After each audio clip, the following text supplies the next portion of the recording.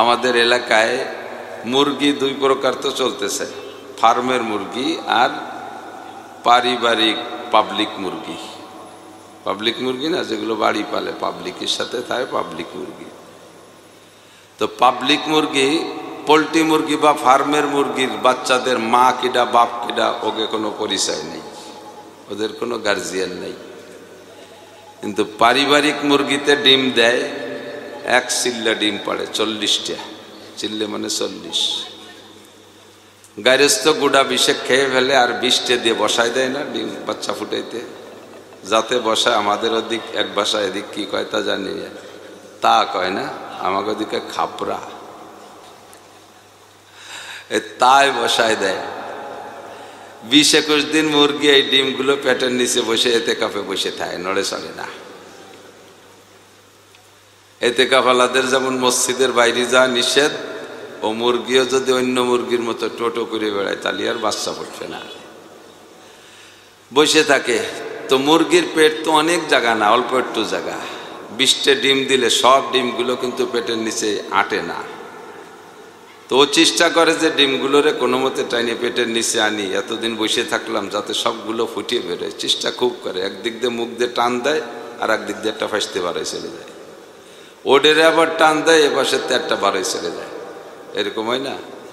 Just মাঝে কিছু ডিম থাকে, তো একেবারে হুবহু মাঝে যেগুলো থাকে সে বাচ্চাগুলো, সে ডিমগুলো বেশিরভাগই ফোটে। আর সাইডে যেগুলো ঠেলা খেয়ে খেয়ে এদিক দিয়ে টান দিলে ওদিক দিয়ে বেড়ে যায়, ওদিক দিয়ে টান দিলে ওদিক দিয়ে বেড়ে যায়। 21 দিন পরে ওই ডিমগুলো ফোটে না, বাচ্চা ফোটে না, ঠিক না? জানা আছে না আপনাদের? তো যেই ডিমগুলো ফোটে না, ও তো ওর দোষে ফোটে নাই, কিন্তু গাইরস্থরে দোষ দেয়। কি কয়, ওর নাম কি কয়? আমাদের এদিকে বা হয়ে গেছে। বাবার মানে কি তা তো জানি না, বাবার মানে অন্য কিছু, যোগ্য। তো 21 দিন পরে যে ডিমগুলো ফোটে নাই, এদের দোষ কি?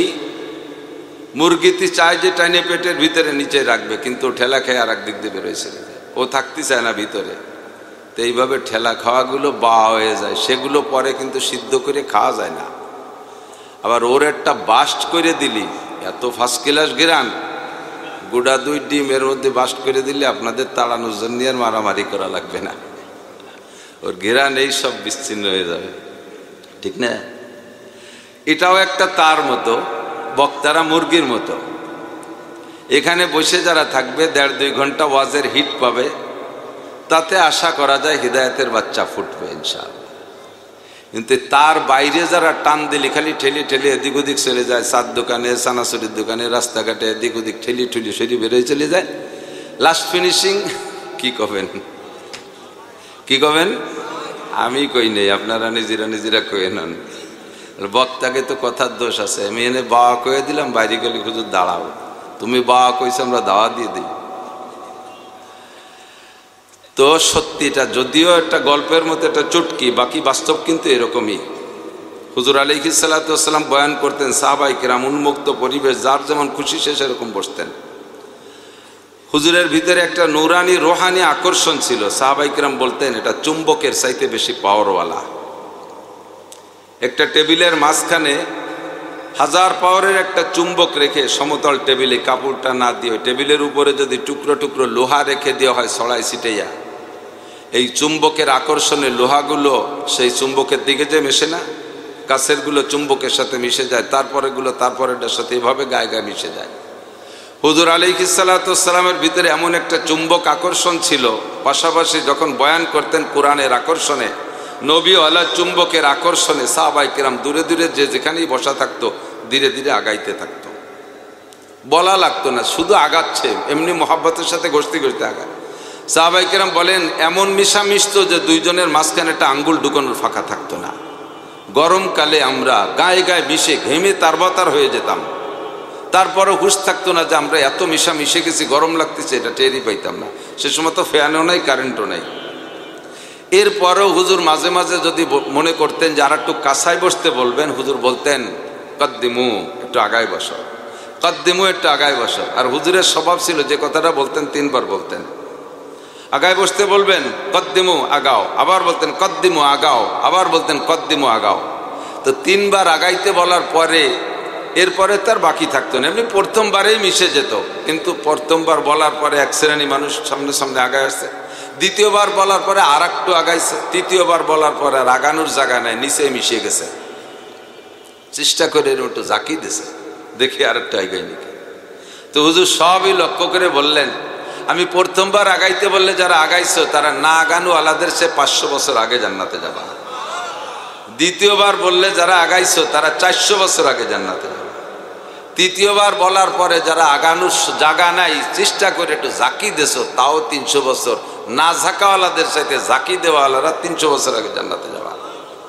এ জায়গা আইসা আগালিও নেকি, জাকালিও নেকি, জাকি দিলিও নেকি। দেবেন না একটা জাকি? প্রথম দুটির পর আমল হয়ে যাক, লাস্টের 3 নম্বরটা জাকিটাও হয়ে যাক। আর আল্লাহ পাক রব্বুল আলামিন নিজেই বলেছেন, ফাফসাহু ইয়াফসাহিল্লাহু লাকুম ওয়া ইযা কিলা লাকুম ফাফসাহু। যখন তোমাদেরকে বলা হয় একটু জায়গা করে দাও, আল্লাহ তো জানে কিয়ামত পর্যন্ত মাহফিল হবে, মাহফিলের ভিতরে কোথায় জায়গা কতটুক হবে আর কম পড়বে এটা আল্লাহ জানা আছে না? আপনাদের ধোপা দিয়ে এই মাহফিলের ভিতরে কতটুক জায়গা আল্লাহর আগের থেকে জানা আছে না নাই? অবশ্যই আছে। তো এই জায়গায় সংকুলন হবে না এটা যাই না। 1500 বছর আগে যে সময় মাঠে জায়গার কোনো অভাব ছিল না, নবী পাক মদিনায় বয়ান করতেন। মদিনাতে এখনো দেখেছেন কত উন্মুক্ত জায়গা। মসজিদে নববী হাজী সাহেবরা আছেন না? হাজী সাহেবরা, হাজী আছেন 2-1 হাজী সাহেবরা আছেন। তো মসজিদে নববী কটটুক জায়গায় প্রায় এই ঈদগাহ সমান হবে না? মসজিদে নববীর জায়গা এরিয়া যারা হাজী সাহেব গিয়েছেন তারা তো দেখেছেন এই ঈদগাহ সমান হবে নাকি? না কম হবে? 13 লক্ষ মুসল্লি এক জামাতে নামাজ পড়তে পারে, একটু একটা মসজিদ চত্বর সহ 13 লক্ষ মুসল্লি এক জামাতে নামাজ পড়তে পারে। তো ওই জায়গাটা সম্পূর্ণ খোলা ছিল নবী পাকের সময়। মসজিদ যখন যত বড় হয়েছে, অত বড় ছিল না, 80 স্কয়ার হাত, 80 হাত হুজুর মসজিদ বানাইছিলেন। এর বাইরে সব খোলা জায়গা। এই খোলা জায়গায় সাহাবায়ে কিরাম বসতেন। আল্লাহু আকবার। তো সে মাঠে তো আর জায়গার অভাব ছিল না, কাজে ও জায়গায় আর একজনকে সরিয়ে বসতে দেন এ কথা বলার জন্য কোনো আয়াত নাজিল হওয়া দরকার ছিল না। কিন্তু কিয়ামত পর্যন্ত উম্মতের প্রয়োজন হবে বিদায় আল্লাহ পাক এই আয়াতটা রেখে দিয়েছেন কোরআন শরীফের ভিতরে। কারণ আমরা যদি বাংলায় ডাকি, আমি বাংলায় কথা শোনে না, আর আরবিতে কোরআন শরীফ পড়ে যদি গালাগালিও দিই তবু কথা কয় না, কারণ এই গালিটা দিচ্ছে কোরআন শরীফে। কোরআন শরীফের মধ্যে গালি আছে না নাই? কয় কি কয়? কোরআন শরীফের মধ্যে গালাগালি আছে? অবশ্যই আছে। আল্লাহ পাক বলেন, উলাইকা কাল আনআম বাল হুম আদাল্লু। কোরআন শরীফে আছে না হাফেজ সাহেবরা? কি মানে? হুজুর সাক্ষী, হুজুর মুহাদ্দিস, উলামা ইকরাম, বহুত বড় মাহের। বয়স আমার এনেছে বেশি হলে উনি আমার 10 বছর পড়াতে পারে, আর হুজুর তো আমার সাথে 5-7 বছর আগে পারে। অবশ্যই বহুত বড় আলেম। আমি গ্রাম গায়ে ছোট্ট একটা মাদ্রাসায় থাকি, আর হুজুর নোয়াপাড়া পীরবাড়ি মাদ্রাসার মুহাদ্দিস, বহুত বড় আলেম। মিথ্যে কথা কইলে আমাকে গলা চিপে বের করে দিতে পারে। আরো বাড়ি তো গোপালগঞ্জ, তো বিপদ নিয়ে ঘুরি সাথে সাথে, বিপদের অভাব নেই, দুর্বলতা বিরাজ করে। আল্লাহু আকবার। সবই আল্লাহ পারে। সবই কে পারে? সবই কে পারে? আল্লাহ পারে। অত ইজ্জু মানতাসা অত জিল্লু মানতাসা। 2 বছর আগে বাইরে যে বলতো আমার বাড়ি গোপালগঞ্জ, কেমন যেন একটু খুশি খুশি থাকতো। এখন বাড়ি যে কইতেই সাহস পাই না যে আমার বাড়ি গোপাল, ওই যে ফরিদপুরের এক কোনায়। আল্লাহু আকবার। আল্লাহ সব পারে। তো কোরআন শরীফে আছে না উলাইকা কাল আনআম? আরবি তরজমা জানেন? সেম কলিং যেতে কয় সেম কোয়ালিটি অফ অ্যানিম্যাল। এক শ্রেণী মানুষকে আল্লাহ তাআলা চতুষ্পদ জন্তুর সাথে তুলনা করেছেন। অ্যানিম্যাল মানে চতুষ্পদ জন্তু, আনআম মানে চতুষ্পদ জন্তু। চতুষ্পদ জন্তু মানে কি? সব কি হালাল গরু, সব কি হালাল মহিষ, সব কি হালাল হরিণ? চতুষ্পদ জন্তুর মধ্যে শুয়োর, শুয়োরের বাচ্চা শুয়োর, বুড়ো শুয়োর, দাঁতালি শুয়োর আছে না? তাহলে কাল আনাম মানে এগুলো শুয়োর কুত্তর মতো। তাহলে শুয়োর আর কুত্তো কে করে যদি শক্ত কথা বলি সেটা গালি হয়ে যায় না? গালি হয় না? এরপরে আল্লাহ আরো নামায় ফেলছে বালহুম আদাল্লু, এই মানুষগুলো শুয়োর কুত্তর চাইতেও নিচে। তাহলে আর কি বলা যায় কোন? তো চতুষ্পদ জন্তুর চেয়ে খারাপ। তারা কারা? লাহুম কুলুবুল লা ইয়াফকাহুনা বিহা, দিল আছে বোঝে না, দিল আছে, অন্তর আছে বোঝে না, ব্রেন আছে বোঝে না। কি কয় বোঝে না? কে? এই যে কতটা বানাইছে, মোবাইল বানালো, মাইক বানালো, তারপরে কম্পিউটার বানাইলো, লাইট বানালো, কারেন্ট বানাইলো, বিমান বানাইলো, রকেট বানাইলো, কত অস্ত্র বানাইতেছে। দুনিয়ার সব আবিষ্কার তো তারা করে, আবার তাদেরকে কাল আনআম, এগুলো চতুষ্পদ জন্তুর মতো, তার চেয়েও খারাপ। তা বোঝে না মানে? যা বোঝা দরকার তা বোঝে না। কথা বলেন, যা বোঝা দরকার তা বোঝে না, যা বোঝা দরকার তা বোঝে না। ওয়ালাহুম আযানুন লা ইয়াসমাউনা বিহা, তাদের কান আছে শোনে না, কান আছে শোনে না। শোনে না কি মানে? শোনে না তা না। একটা গরুরে কইলেন মেবা একটু সরিয়ে দাঁড়াও, গরুরে মেবাই তাওই সাপ কাগা এই কয়ে ডাক দিলি সে কি বোঝে যে আমারে ডাকতেছে না কারে ডাকতেছে? এই শব্দটা তার কানে গেছে কি যায় নাই? এই শব্দটা তারে যে কথাটা বললাম এটা সে কানে যায় নাই, কিন্তু যাওয়ার পরও এই শোনার যে প্রতিক্রিয়া হওয়া দরকার তা কি গরুর থেকে প্রকাশ পায়? কোনোদিন পায়?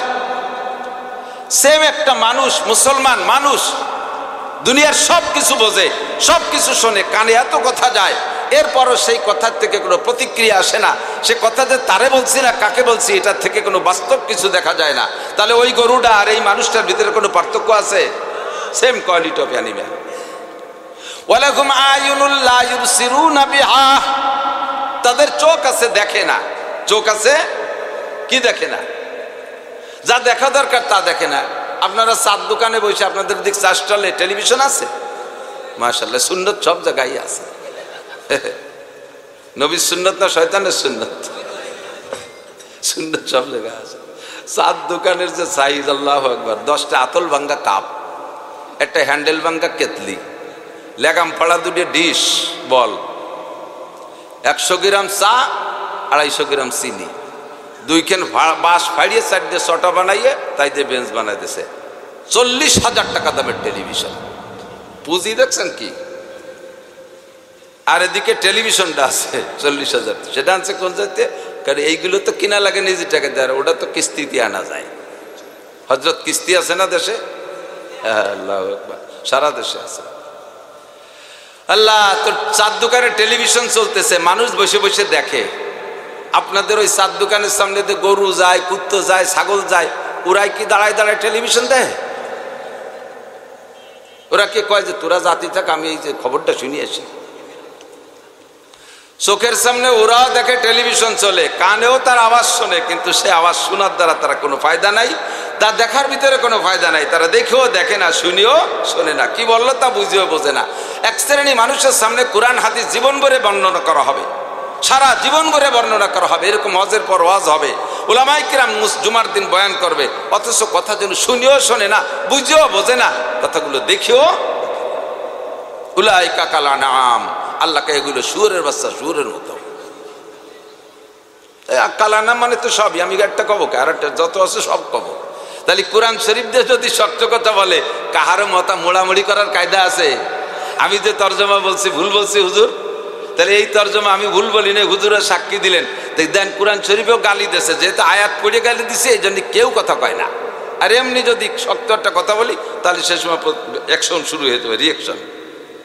এই জন্য আল্লাহ পাক বলেন কিয়ামতের আগ পর্যন্ত কোথায় কি লাগবে সব আমি জানি, মাঠের মধ্যে জায়গা সংকুলন হবে না। তোমরা হুজুররা বক্তারা বাংলায় ডাকলে কেউ আসবে না, কোরআন শরীফের আয়াত পড়ে যখন ডাক দিবা তখন উম্মত দুর্বল হয়ে যাবে।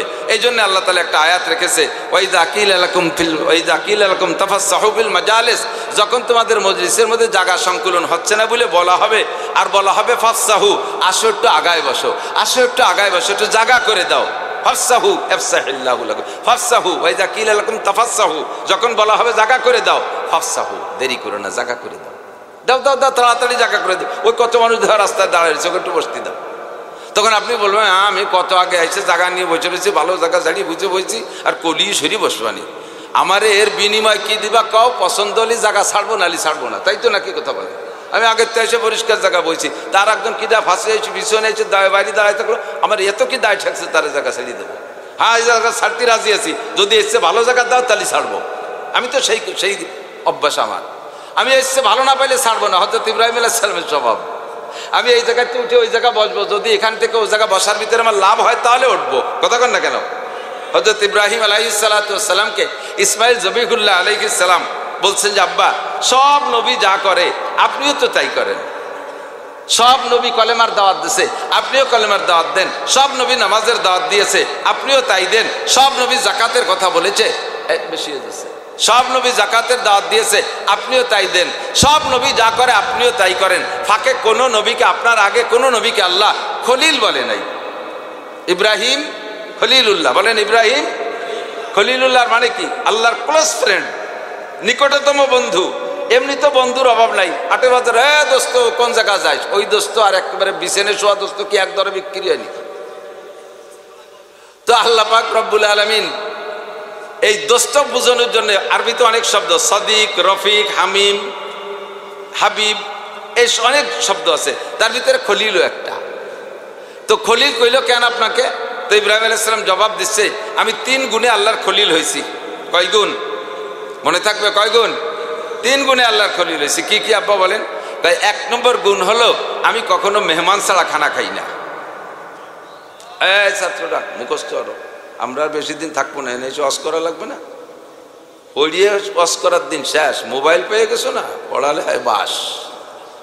শুনিয়ে 2 লাইন মুখস্থ রাখতে পারলে এনে এসে বসবা, মাইক ধরতে পারলে খালি টের পাও,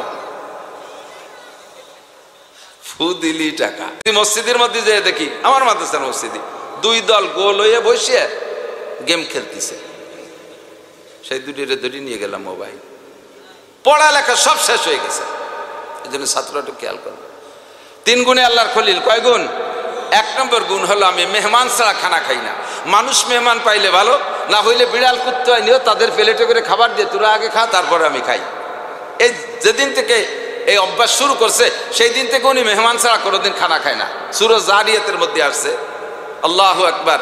একবার উনি এই সিদ্ধান্তে যে মেহমান ছাড়া খানা খাবে না, আর মেহমান উনার বাড়ি আসবে কি আসবে না, মেহমান পাবে কি পাবে না, এটাও কুদরতি কলমে আগে লৌহে মাহফুজে লেখা আছে না নাই? সব কিছু তকদির আগে লেখা আছে না? তো পরপর 3 দিন ওনার নামে কোনো মেহমান বরাদ্দ নাই। খেয়াল করেন, পরপর 3 দিন কোনো মেহমান বরাদ্দ নাই। তো এখন রান্না হয়, খায় না, রান্না হয় বসে থাকে, অক্ত চলে যায়, মেহমানও আসে না, খায়ও না, এমন করে 3 দিন চলে গেছে। তো 3 দিন না খাওয়ার পরে অত্যন্ত ক্লান্ত হয়ে গেছে, দুর্বল হয়ে গেছে, নিস্তেজ হয়ে গেছে। আর সে আজিমের মালিকের কুদরতি কলিজায় সাড়া দিছে। আল্লাহ পাক রব্বুল আলামিন জিবরিল আলাইহিস সালাম আর মিকাইল আলাইহিস সালামকে সাথে আরো 8 জন ফেরেশতা দিয়ে মোট 10 জন অথবা 8 জন, মোট টোটাল 8 জন দিয়ে মেহমানের রূপ দিয়ে পাঠাইছে, যাও আমার ইব্রাহিমকে খানা খায় আসো। উনি তো মেহমান পাইলেই খাবে। তো 8 জন মেহমান, হ্যান্ডসাম সুদর্শন পুরুষ, পাগড়ি পুগড়ি পরা, একেবারে ওই ভাষা বাইরানো প্যান্ট পরা না, যে অদেহে খাতি দিতে মনে চান এরম না, বারা খুব দেখার মতো বড় পাগড়ি জুব্বা পরা হুজুর নবীর বাড়ি নবীওয়ালা মেহমানই গেছে। যে সালাম দিচ্ছে, আসসালামু আলাইকুম, মানান্তুম, আপনারা কে? কেন আহনু জুয়ুফুক, আমরা আপনার মেহমান। বলেন না সুবহানাল্লাহ। আর খুশিতে বসেন, তাড়াতাড়ি রিসেপশনে বসাই দিয়ে দৌড়ে গিয়ে গোয়াল ঘরে দিয়ে নগদ বাছুরেরটা জবাই দিয়েছে। আরব দেশের এখনো সিস্টেম আছে, আস্ত বাছুর, ছাগল, এগুলো দুম্বা, ভেড়া, এগুলো রান্না করে দেয়। তো দ্রুত বাছুর শুইলে সাফ করে ঘরের ভিতরে দেশে, আর খুব তাড়াতাড়ি রান্না করে দস্তারখানে দেশে। এখন উনার তো 3 দিনে না খাওয়া ক্ষুধা, আর মেহমান যারা আসছে তারা তো কতকাল খায় না তার ঠিক নাই। তারা সৃষ্টির পরে আজ 1 লুকমা খায় নাই। ফেরেশতারা খায় নাকি? এক মিকাইল আলাইহিস সালাম যদি খাতো তাহলে আর আমাকে কপালে কিছু হতো না। বডি কত বড় জানা? আজরাইল যদি খাইতো তাহলে সারা দুনিয়া খেয়ে ফেলাই দিত। আজরাইল আলাইহিস সালামের মূল বডি এত বড়, আজরাইল আলাইহিস সালামের মূল বডি এত বড় যে সারা দুনিয়ার যত পানি আছে, সারা দুনিয়ায় যত পানি আছে, কত 10 মণ পানি হবে না দুনিয়ায়? সারা দুনিয়ায় যত পানি আছে সব পানি আজরাইলের মাথায় ঢেলে দিলে মাথা ভিজে চুলের আগা পর্যন্ত আসবে না। এত বড় আজরাইল যদি খাতো তাহলে আমাকে কপালে কিছু হতো? ওটা খায় না। তো যে 10 জন আসছে তারা তো খায় না কোনো দিন, আর উনি খায় না 3 দিন। তো উনি 3 দিন না খাওয়ার ভিতর যে পরিমাণ ক্ষুধার্ত, উনি তো মেহমানের দায়িত্ব কি? আল্লাহু আকবার। আপনার দায়িত্ব হলো মেহমানকে তার রুচি যাচাই করে তার রুচি মোয়াফেক আপ্যায়ন করা। তো কোন দেশের মেহমানের রুচি কেমন সে দেশের মানুষ জানে না? কথা কন। আমাকে দেশে এই আস্ত ছাগলেরটা বোনা করে দস্তারখানে দিলি, কে কি খাতি পারেন জানি না, ও দেখলি আমার মরা মরির মতো বমি আসে। সৌদি আরব গেলে বড় বড় সাহেবকে বাড়ি দাওয়াত পাই, এগুলো দেয়, তো আর সবাইরা খায়, আমি আর একদিক ফিরে বসে থাই, মাঝে মাঝে একটু হাত দেয়, না দিলি আবার কেমন হয়। তো মেহমানের রুচি যাচাই করে ফাঁকে এসে গেলে একটু কয়ে যাওয়া লাগে না, কি করব, খালি সরাই বড়াই নচ্ছে গুছাতে পারলি হয়, মনে এড়ে দিয়েন। আল্লাহু আকবার। হুজুর বলেন, মান কানা ইউমিনু বিল্লাহি ওয়াল ইয়াউমিল আখির ফালইউকরিম যায়ফা। আল্লাহ তাআলার প্রতি যার বিশ্বাস আছে, মান কানা ইউমিনু বিল্লাহ, যে আল্লাহকে বিশ্বাস করে, ওয়াল ইয়াউমিল আখির, আর আখিরাতের দিনকে বিশ্বাস করে, ফালইউকরিম যায়ফা, সে মেহমানকে তার মর্যাদা বুঝে সেইভাবে ইকরাম ইহতিরাম করো, এটা ঈমানের অঙ্গ। কাজে ইব্রাহিম আলাইহিস সালাম যে দেশের মানুষ, সে দেশে এইভাবে আপ্যায়ন করে, উনি সেইভাবে বাছুর একটা ভুনা করে সামনে দিয়ে বসায় দিয়েছে, খান। এবার তাদের সাইডে তারা বসছে, আর ওনার সাইডে উনি বৈশা, উনি তো খেয়েই নেবে, ওনার তো খিদা লাগছে, ওনার দায়িত্ব মেহমানদারি করা, মেহমানদারি করছে, মেহমান খাক না খাক মেহমানের ব্যাপার। তো মেহমানরা ওই গোস্তে হাত দেয়, মুখে হাত নেয়, কিন্তু ছেড়েও না, গালেও দেয় না, মুখেও দেয় না, আর উনি এক পাশে খেয়েই নিচ্ছে। তো ওনার পেপায় বাচ্চাদের রমক আধা পেট পরিমাণ খাওয়া হয়ে গেছে। এর মধ্যে থেকে ঘরের থেকে ওনার আহলিয়া, ওনার স্ত্রী হযরত সারা আলাইহিস সালাতু ওয়াস সালাম, উনি বলতেছে, ইয়া খলিলাল্লাহ ইন্নাকা তাকুলু ওয়া হুম লা ইয়াকুলুন আলা তারা, আপনি দেখেন না যে আপনি খেয়ে নিচ্ছেন, অথচ আপনার মেহমানরা খাচ্ছে না, এটা আপনি দেখেন না? মেহমানদের রুচি সম্মত হলো কিনা, কেন খায় না, এটা আপনি খোঁজ নেবেন না? ইব্রাহিম আলাইহিস সালাতু ওয়াস সালাম চোখ তুলে দেখেছে সত্যি মেহমানদের পাশ থেকে গোশত ছেড়েই নেই। তো ইব্রাহিম আলাইহিস সালাম আশ্চর্য হয়ে গেছে, ফামা বালুকুম লিমা লা তাকুলুন, কি হয়েছে আপনাদের, খান না কেন? এটা পছন্দ হচ্ছে না, লাইক হচ্ছে না আপনাদের, খান না কেন? তো দল নেতা জিবরিল আলাইহিস সালাম বলতেছেন, ইন্না লা নাকুলা ওয়ালা নাশরাবা, আমরা খাইও না পানও করি না। ফামান আনতুম, তাহলে আপনারা কোন জাতি যে খান না পান করেন না? কতদিন খান না? কোনোদিন খাই না। তা খান না কেন? নাহনু মালাইকাতুল্লাহ, জোরে কোন সুবহানাল্লাহ। একটা বডি লা ইয়াকুলু ওয়ালা ইয়াশরাবু, খায়ও না পানও করে না, লাম ইয়ালিদ ওয়ালা ইউলাদ, জন্ম নেয় না জন্ম দেয় না, লা ইয়াগুতু ওয়ালা ইয়াবুল, পেশাব পায়খানাও করে না, লা ইয়ানামু ওয়ালা ইয়াস্তায়কিজু, ঘুমও যায় না, সজাগও হয় না, এমন একটা নুরানি বডি। আমরা সেই নুরানি ফেরেশতা বিদায় আমরা খাইও না পানও করি না। তাহলে কেন আসছেন এইসে বসে আপনি দেন যে আমি মেহমান ছাড়া খাই না, আপনাকে দিনের ব্যবস্থা হচ্ছি, আজকে কি কায়দা বায়দা আমরা খাওয়া দিলেন মেহমান ছাড়া? তো কাজে আল্লাহ পাক রব্বুল আলামিন আপনার এই সুন্নতটাকে অত্যন্ত ভালোবেসেছে, পছন্দ করেছেন যে আপনি মেহমান ছাড়া খান না।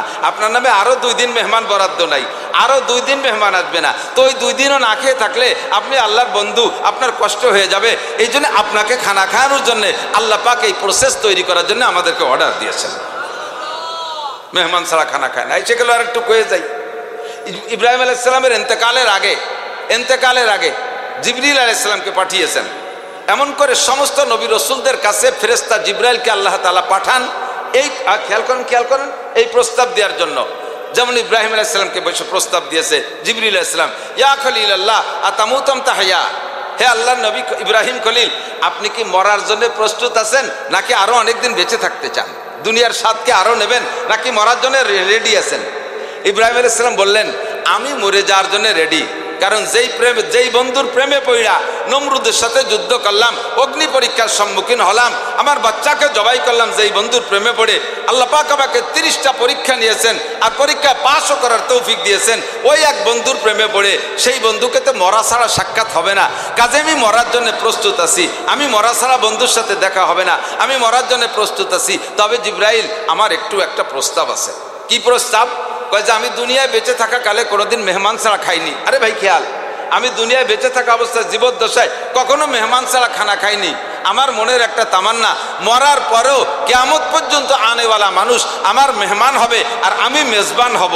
আমি মেজবান মানে বাড়িওয়ালা, আমি মেহমানদারি করনেওয়ালা, সারা দুনিয়ার সমস্ত মানুষ মেহমান হবে, এমন একটা মেহমান খানা আমি খুলে রেখে যেতে চাই, যার থেকে সেই মেহমানদারি নেকি আমার আমল নামে আসতে থাকবে।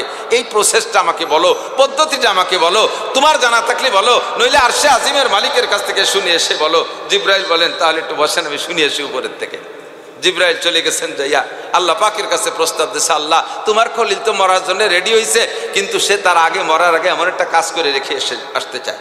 আল্লাহ পাক বলেন, ঠিক আছে, 1 মুঠ লবণ নিয়ে যাও, 1 মুঠ লবণ নিয়ে যাও, চিনি নিও না, কারণ ওর ডায়াবেটিস আলারা খায় না।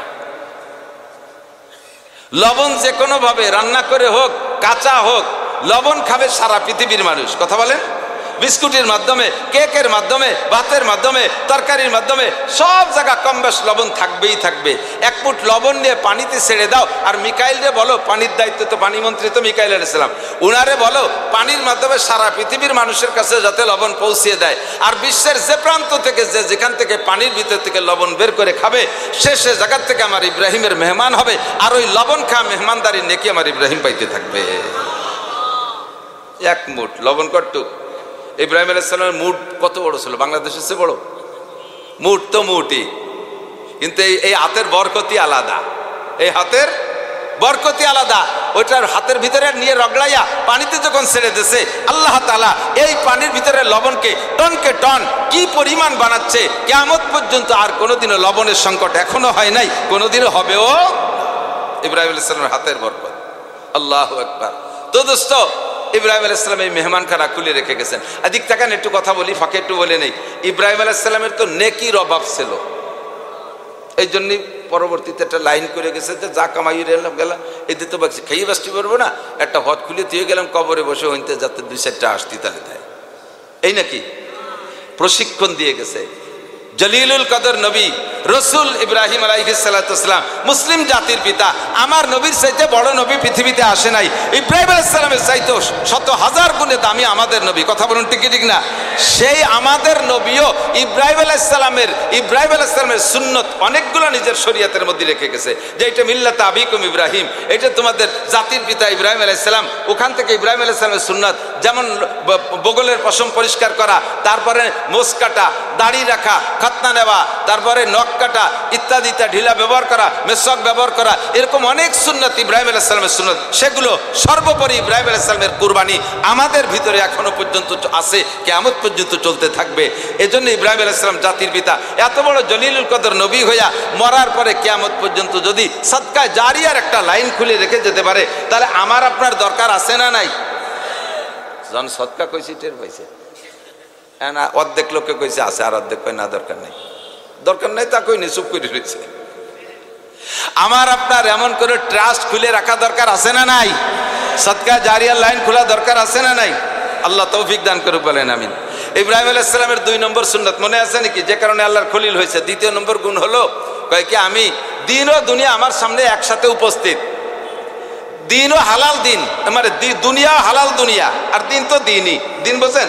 দিন মানে রাত দিনের দিন না, ধর্মদিন, ধর্মের কাজ, দিনের কাজ, এটা তো অবশ্যই আল্লাহ মনোনীত। আর দুনিয়া তার সামনে একই সাথে উপস্থিত, দুনিয়া এবং বৈধ দুনিয়া, হারাম না। এই বৈধ দুনিয়া ধরতে গেলে জাস্ট টাইমে দিনের ওই কাজটা ছুটে যায়। খেয়াল করতেছে না? খেয়াল করতেছেন? খেয়াল করতেছেন? আপনি ওই 3 গুণ অর্জন করতে পারলে আল্লাহর খলিল হবেন নিশ্চিত। কয় যে খলিল, আমাকে গ্রামে কত খলিল আছে, আগে শোষে না, মুতে পারি না, নামাজ পড়ে না, খলিল। ওরম খলিল আমাকে দেশে আছে। একজনের নাম আতর আলী, গায়ে ফাটার গন্ধ। আতর আলী শুনে মনে হয় যেন ওর সারা গায়ে আতরের মতো গিরান, কিন্তু বগল দিয়ে কুইয়ে গন্ধ, গালে গন্ধ আতর আলীর। ওই খলিল না, যে খলিল মানে আল্লাহর ক্লোজ ফ্রেন্ড, এই খলিল হবো। রাজি আছেন তো ইনশাআল্লাহ? তাহলে 1 নম্বর গুণ মেহমানদারি করা যাবে। বাড়ি যখন খানা খাইতে বসেন, মেহমান আসছে, মেহমান আসলি প্রথম দিন একই মেহমান আজকে আসছে, কয়েকদিন পর আবারও খাওয়ার সময় সেই মেহমান, পরপর যদি 3-4 দিন খাওয়ার সময় একই মেহমান আসে, শেষে আর অত খুশি আসে না। খাওয়ার সময় আসে তো ডেলি খাওয়ার সময় আসে, চোখ গুছাই পড়ে, গুছাবেন না। ও যদি আপনার হাড়িতে খানা খায়, আল্লাহর কসম আপনার ভাত খাইনি। আপনার হাড়িতে সেই মেহমান খানা খায়, ডেলি ওপতে খায়, আল্লাহর কসম আপনার ভাত খাইনি, আপনার খানা খাইনি। আপনার খানা যদি সে খাইতো, তাহলে আপনার খানা হতো সেটা। আপনারটা তো সে কোনো মতে খাতে পারবে না, সেটা যদি তারই না হবে সে খাইতে পারতো না, আপনার হলে তো আপনি খাতেন। ফাঁকে কি হয়েছে? শুক্রে বাজা আর কে মেহমান তু, শুক্রে বাজা আর কে মেহমান তু, খানায় কদমি খুরাদত খানে তু। মেহমানের খানাই সে খায়, তার রুজি সে খায়। বাকি একটা ঘটনা ঘটে গেছে, আপনারে দিয়ে আল্লাহ তাআলা ইনকাম করাইছে, আপনার বউরে দিয়ে রান্না করাইছে, আপনার মেয়েকে দিয়ে হাড়ির থেকে বাড়াইছে, আপনার ছেলেকে দিয়ে কাছারিতে পরিবেশন করাইছে। এই 4 জনের 4 বস্তা নেকি দিয়াবে, অথচ রুজি কিন্তু যে খাইছে তার। কামাই করাইছে আপনার এদে, রান্না করাইছে বউরে দে, হাড়ির থেকে বাড়াইছে আপনার মেয়েকে দিয়ে, আর কাছারিতে পৌঁছে দিয়েছে ছেলেকে দিয়ে। এই 4 জনকে আলাদা নেকি দিয়েছে শুধু মেহমানদারি কারণে, আর মেহমান তার নিজের খানাই সে খাইছে। কাজে চোখ গুছাবেন কেন? কতক্ষণ? আল্লাহ তৌফিক দান করুক, বলেন আমিন। 2 নম্বরে যেটা বলছি, দিন ও দুনিয়া একসাথে উপস্থিত। দিন ধরতে গেলে দুনিয়া থাকে না, দুনিয়া ধরতে গেলে দিন থাকে না। যেমন একটা উদাহরণ বোঝেন, জোহরের নামাজ 1:30টায় হয় না অধিকাংশ মসজিদে, বেলা 1:30টায় হয়। এখন উঠোনে আপনার 100 মণ শুকনো ধান, 100 মণ শুকনো ধান উঠোনে, এই ধান নাড়াচাড়া করা এটা হারাম না হালাল? উঠোনে আপনার শুকনো ধান নাড়াচাড়া করা হারাম না হালাল? হালাল না, বরঞ্চ আল্লাহর বাড়া। ওয়াইজা কুদিয়াতিস সালাতু ফান্তাশিরু ফিল আরদ ওয়াবতাগু মিন ফাদলিল্লাহ। নবী পাক বলেছেন কাসবুল হালাল ফরিদাতুন বাদাল ফরিজা, আল্লাহর ফরজ বিধান পালনের পরে 2 নম্বর ফরজ হলো হালাল রুজি উপার্জন করা। মাঠের থেকে ধান কাটবেন, এটাও ফরজ। বাড়ি এনে মাড়াই করবেন, এটাও ফরজ। সেটাকে শুকাবেন, এটাও ফরজ। হালাল রুজি উপার্জন করা, যে হালাল ভাবে যেটা আছে। কাজে আপনার এই শুকনো ধান ঘরে তোলাও ফরজ। এই ফরজ উঠোনে, আর ওদিকে 1:30 বাজে গেছে, নামাজ শুরু হবে। এর মধ্যে ম্যাগ এসে গেছে, ধুমসা ম্যাগ। আপনি ধান স্তূপ করছেন, মোটামুটি রেখে যে নামাজ পড়ে এসে উঠবেন এমন প্ল্যান, এর মধ্যে ম্যাগ শা করে শব্দ আসতেছে, ঠান্ডা বাতাস হয়ে গেছে।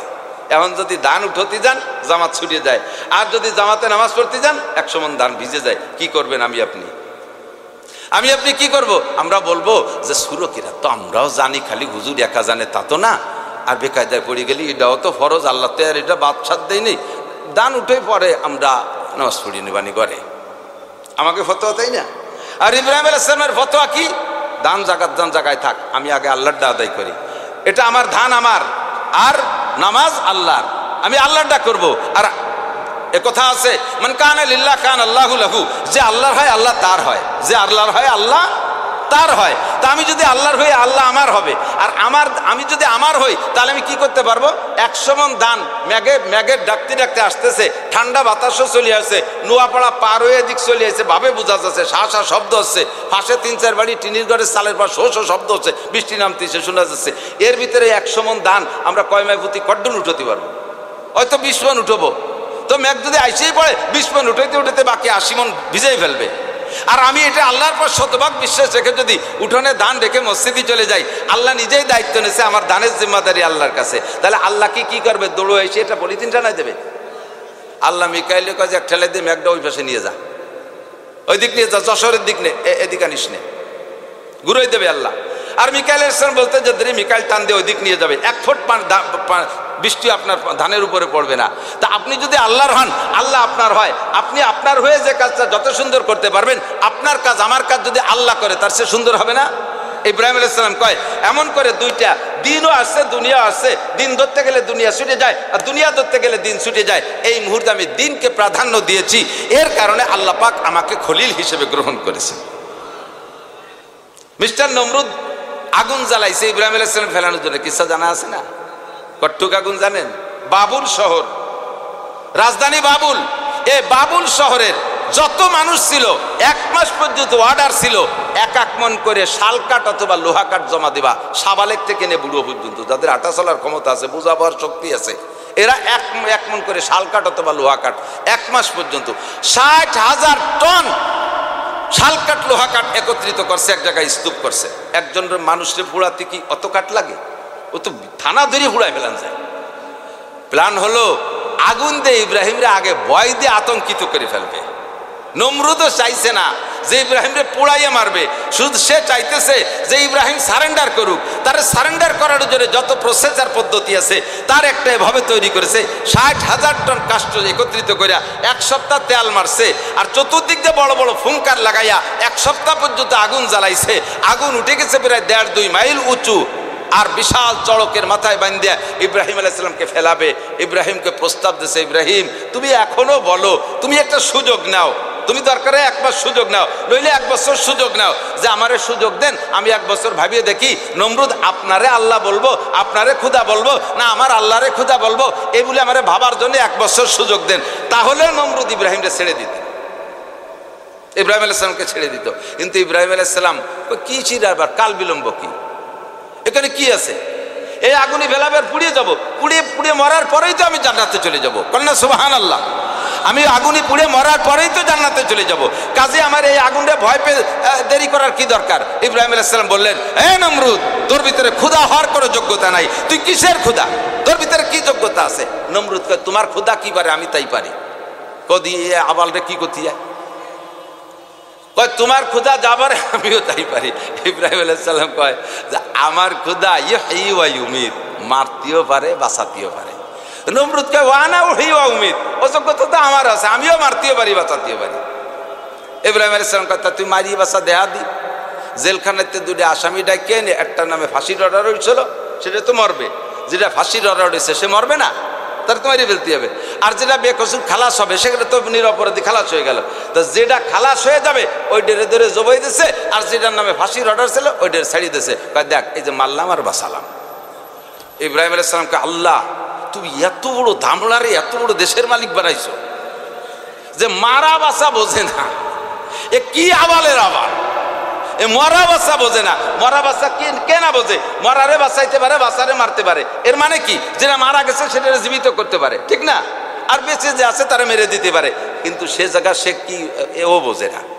তো ইব্রাহিম আলাইহিস সালাম কাজে এরে এভাবে হবে না, কুকুর যেমন মুগুর সেরম লাগবে। ইন্নাল্লাহা ইয়াতি বিশ-শামসি মিনাল মাশরিক ফাতি বিহা মিনাল মাগরিব। আমার আল্লাহ জীবন ভরে সূর্যটারে পূব দিক থেকে উঠাইয়া পশ্চিম দিক ডুবোয়, তুই পারলি উল্টো দিক থেকে আন। তুই যত ক্ষুদা ক্ষুদা হিসেবে একটা পাওয়ার আছে, আমার আল্লাহ ক্ষুদা বিদায় এই দিক দিয়ে উঠো জীবন ভরে, তুই পশ্চিম দিক দিয়ে উঠো। এত বড় মানে নির্বোধ, এত বড় বোকা, ও তো কলিকতিবাত যে পূব দিক দিয়ে তো আমি উঠোই, তোমার আল্লাহ ফেসতে উঠো, সে বুদ্ধিও নাই। এ কলিয়ে তো হয়ে যেত, প্রার্থনা করছিস আমি পূর্ব দিক থেকে যে সূর্য ওঠে এটা আমি উঠোই, তোমার আল্লাহ পারলে এই দিক দিয়ে আনুক, এ বললেও হতো। আর এ যদি বলতো নমরুদ, আর ইব্রাহিম আলাইহিস সালাম যদি আল্লাহকে বলতেন, তা আমার আল্লাহ পশ্চিম দিকে সূর্যকে ফেরত দিতে পারতেন কি পারতেন না? কিন্তু সে বোধ হয় নাই। ফাবুহিতাল্লাযী কাফার, আবার কোরআন শরীফের শব্দ কি? ফাবুহিতাল্লাযী কাফার। লাজব হয়ে গেছে, নির্বাক হয়ে গেছে নমরুদ, কার হয় না। এত বড় বোকা, সে প্রস্তাব দিয়েছে নমরুদ, ইব্রাহিম তুমি শুধু আমাকে খোদা বলে বলো, অথবা তুমি টাইম নাও, ওয়েটিং নাও, দেরি করছে, আমার সুযোগ দেন। ইব্রাহিম আলাইহিস সালামকে কোনো সুযোগের দরকার নেই। আমি পড়েছি আমানতু বিল্লাহি রাব্বিল আলামিন, আমি রব্বুল আলামিনের পর বিশ্বাস রাখি। তুই কেডা? তোর কি পাওয়ার আছে? কি পারিস তুই? খালি সুযোগ নে, তোর সময় মতো দোলাই দেওয়া হবে। তো দোস্ত, এই মুহূর্তে ইব্রাহিম জানে না যে আগুন ফুলবাগান হবে। ইব্রাহিম জানে না যে আগুন তার জন্য শান্তিদায়ক হবে। ইব্রাহিম তখনও জানে যে আগুনের যে স্বভাব, আমি আমার বেলাইলে পুড়িয়ে আমি সাইবস্য হয়ে যাব, এ বুঝতেছেন। কিন্তু তাহলে কি আসছেন একসাথে বলেন? দিন ও দুনিয়া একসাথে এসে গেছে না? একদিকে আল্লাহর প্রতি বিশ্বাস, আর একদিকে যান বাঁচানোর জন্য দুনিয়ার আগুনি থেকে বাঁচার পথ অবলম্বন করা। এই দুইটা যখন এক জায়গায় আসছে, ইব্রাহিম আলাইহিস সালাম কয় আমি আগুনই পুড়ে যাব, তবু আমি আমার আল্লাহর সাথে কেউ শরিক করতে পারবো। আপনারা কি পারবেন? পারবেন শরিক করতে? খানেওয়ালা খিলানেওয়ালা কে? বাঁচানেওয়ালা কে? মারনেওয়ালা কে? ধারাবাহিক বলতে থাকেন কে? রিজিক দাতা কে? সম্মান দেয় কে? সিনে নেয় কে? কেড়ে নেয় কে? সর্বময় ক্ষমতার মালিক আমার আল্লাহ। আমার রাজনৈতিক নেতারা ইমান ঠিক করে রাখলে দিন একা ফিকাল আমালুল কলিল, ইমান রে ফ্রেশ করেন, নইলে কিন্তু কোনোটাই কাজ হবে না। যত চাপাবাজি করেন, কবরে যাওয়ার পরে আপনার মতো নেতারে বাড়ইয়ে তেনা বানায় ফেলবে, আমার মতো মৌলবীর কোনো খাবার থাকবে না যদি লাইন মতো মরতে না পারি। কতক্ষণ মুশরিক হয়ে যায় নির্বাচন আসলে, রাজনীতি করতে করতে ইমান নষ্ট করে ফেলে। কয় কি কয়? জনগণ ক্ষমতার উৎস, ক্ষমতার উৎস জনগণ। কয় কি কয় না? কয় না? সব রাজনৈতিক দল কয় জনগণ ক্ষমতার উৎস। জনগণ যদি ক্ষমতা সেদিক, কে বলছে এই কথাটা?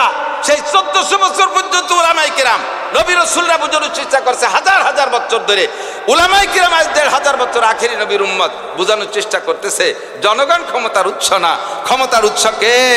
আরে জোরে বলেন না কে? একমাত্র আল্লাহ, আর কেউ না। চোখে আঙ্গুল দিয়ে আল্লাহ দেখায় দেয়। 42টা রাষ্ট্র শক্তিধর, যে কেউ ন্যাটোর সদস্য হতে পারে না। যারা নিজস্ব প্রযুক্তি দিয়ে অস্ত্র তৈরি করতে পারে, অত্যাধুনিক অস্ত্র, তারাই ন্যাটোর সদস্য হতে পারে। ইউক্রেনরা কিন্তু বিশাল বড় বিজ্ঞানী আছে, ওরা অস্ত্র বানাইতে পারে, অথচ তাদেরকে ন্যাটোর সদস্য বানাই নেই এতদিন। এবার ওই যে ট্রাম্প কায়দাবাই মনে ডুন সৃষ্টি হচ্ছে। আমাদের মুসলিম কান্ট্রির ভিতরে একমাত্র খালি তুরস্ক আছে ন্যাটোর সদস্য। এই ন্যাটোতে সব দল সবাইরে নেয় না। এত বড় ন্যাটো বাহিনী, 42টা দেশ, কত দেশ? 42টা দেশের ন্যাটো বাহিনী ঐক্য হইয়া আফগানের কয় মোল্লারে মারার জন্য সেই জায়গা বাগরাম এয়ারপোর্ট একটা বানাইয়া, সে জায়গা 20 বছর পর্যন্ত আমেরিকা মারছে, আর এর আগে 22 বছর পর্যন্ত রাশিয়া মহাশক্তি মারছে। এই দুই দলের পেশাপেশি মারামারির ভিতরে আর কি আফগানে মানুষ থাকার কথা? তার ভিতরে যা আছে কয়টা মোল্লা মৌলবী, কয়টা মোল্লা মৌলবী, নামও তাকে মোল্লা, নামও কি? পাগড়ি ভরা মোল্লা, পায়জামা ভরা মোল্লা, এই যে সদ্রে ভরা মোল্লা, মিলাদ পড়া মোল্লা, এ বাড়ি ও বাড়ি যাই মিলাদ ছড়ি বেড়ায় সেই মোল্লা। সে মোল্লা গিয়াতে কিছু নাই, চায়নাতে কয়টা ক্লাসিং কপ নিয়ে এই আমেরিকান আর ন্যাটো বাহিনীর অত্যাধুনিক বিশ্ব চ্যাম্পিয়ন সমস্ত অস্ত্র, বিমান, রকেট, হেলিকপ্টার সব আছে, সাজোয়া ট্যাঙ্ক সব আছে, বড় বড় কামান গোলা বারুদ আছে, সবগুলোকে 42 বছর পর্যন্ত লড়াই করে এত বড় ক্ষমতাকে উলাঙ্গা করে ছেড়ে দিয়েছে। ল্যাংটা হয়ে পালাইছে, লাস্টে পরনে জাঙ্গিটাও খুলি থুয়ে দৌড়াইছে বিলাড়াড়ি কোনা কোনি বিলির মধ্যে দিয়ে সাইডিয়ে বিমানের ডেনা দলিয়ে ঝুলিয়ে রয়েছে। দেখছেন না, এ কি পুরনো বানায়নি কিচ্ছা নাকি? আগের 1500 বছর আগের কিচ্ছা, ও পুরন কথা বাদ দাও, ওই হয় নাকি? এতে সহির সামনে আল্লাহ দেখাই দেয়। তাহলে ক্ষমতা যদি জনগণ, কি বলে, জনগণ যদি ক্ষমতার উৎস হয় তাহলে ওরা জিতে যেত, মোল্লারা ঠকে যেত। কতক্ষণ এখন ঠকিয়ে যাইয়া বেশ যেতেই অপমান হয়ে চলে যায়, ফিরে আবার পাইতারা দিচ্ছে আমাকে বাগরাম বিমান ঘাটি দিতে হবে। মোল্লারা আয়, খালি আয়। সে সময় খালি হাতে দুলাই দিছি, বা রাতে কিছু আছে, একটারও মাথা নিয়ে যাইতে দেবো না ইনশাআল্লাহ। আল্লাহ তাআলা তাদের হিম্মত আরো বাড়াই দিক, জোরে কানা আমি। কয় যে ও তো আফগানিস্তান, ওই জায়গা গেছি নাকি আমরা? রাজনীতি বুঝবেন না, বাস্তব বোঝানোর জন্য শিরিক আর কুফর মুক্ত ইমান গড়ব, তাই কই এনেছি না আমি খুতবার মধ্যে। তো শিরিক আর কুফর মুক্ত ইমান গড়ার উদ্দেশ্যে উদাহরণ বলছি, চোখের সামনের উদাহরণ। 1500 বছর 2000 বছর আগের কিচ্ছা না। সরকারি ক্ষমতা প্রধানমন্ত্রী তৎকালীন শেখ হাসিনার হাতে ছিল কি ছিল না? সরকারি ক্ষমতা যেহেতু তার হাতে, কাজেই যত ক্ষমতা, রাষ্ট্রীয় ক্ষমতা সব তার হাতে। র্যাব তার হাতে, কোবরা তার হাতে, পুলিশ তার হুকুমে, আর্মি তার হুকুমে, বিডিআর তার হুকুমে, নৌবাহিনী তার হুকুমে, বিমান বাহিনী তার হুকুমে, আনসার বাহিনী তার হুকুমে, শহীদার দফাদার তার হুকুমে, ছাত্রলীগ, যুবলীগ, কৃষক লীগ, তাঁতি লীগ, পাতি লীগ, যত লীগ আছে সব লীগ তার হাতে। সব থাকা সত্ত্বেও মাত্র নিরস্ত্র কয়েকজন পোলাপানের স্লোগানে সবাইকে পালানো লাগছে, দেশ ছেড়ে চলে যাওয়া লাগছে। সত্য না মিথ্যা? আমলিগ হন আর বিএনপি হন, সবাই ফাতাবিরু ইয়া উলিল আবসার। বুদ্ধি থাকলে এখান থেকে উপদেশ গ্রহণ করেন। আল্লাহ বলেন ফাতাবিরু ইয়া উলিল আবসার। এত বড় দল এখনো পর্যন্ত সকলে স্বীকার করতে বাধ্য।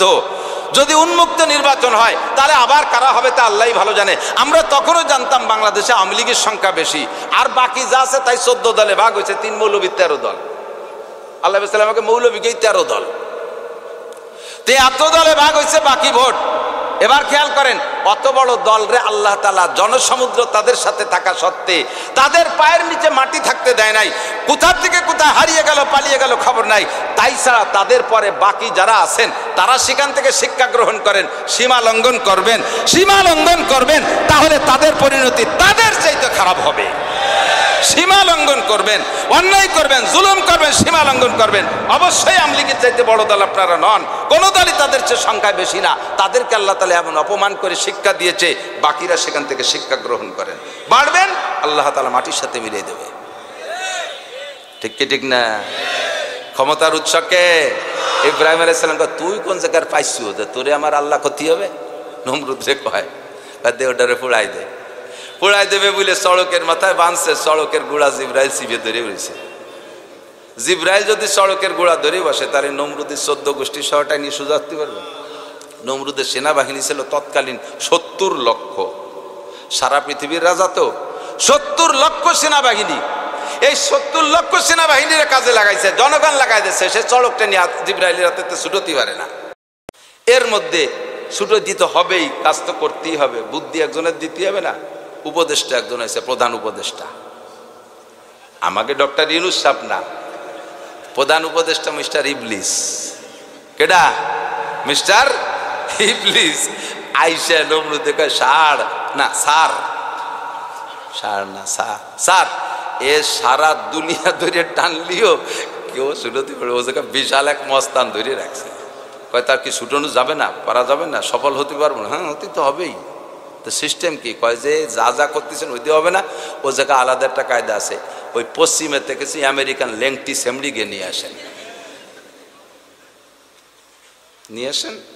নারী অধিকারের নামে কিছু সেমড়ি গিয়ে নিয়ে আসেন। কিছু উলাঙ্গি মহিলা, 40 জন লাগবে। কত? 40-এর একটা বরকত আছে। 40 জন মহিলা লাগবে, আনেন। অর্ধ ও তাদের উলাঙ্গিনী করে সেম শক্তির 40 জন যুবক, তাদেরকে ওপেনে ব্যভিচারিতে লিপ্ত করে দেন। তাহলে এই কাজে যখন এই জায়গায় এই কাজ যখন যেখানে হয়, ও জায়গা কোনো ফেরেশতা থাকতে পারে না। ও জায়গা গোড়া ধরে রাখছে হলো জিব্রাইল। আর জিব্রাইল এই আকামের মধ্যে থাকতে পারে না।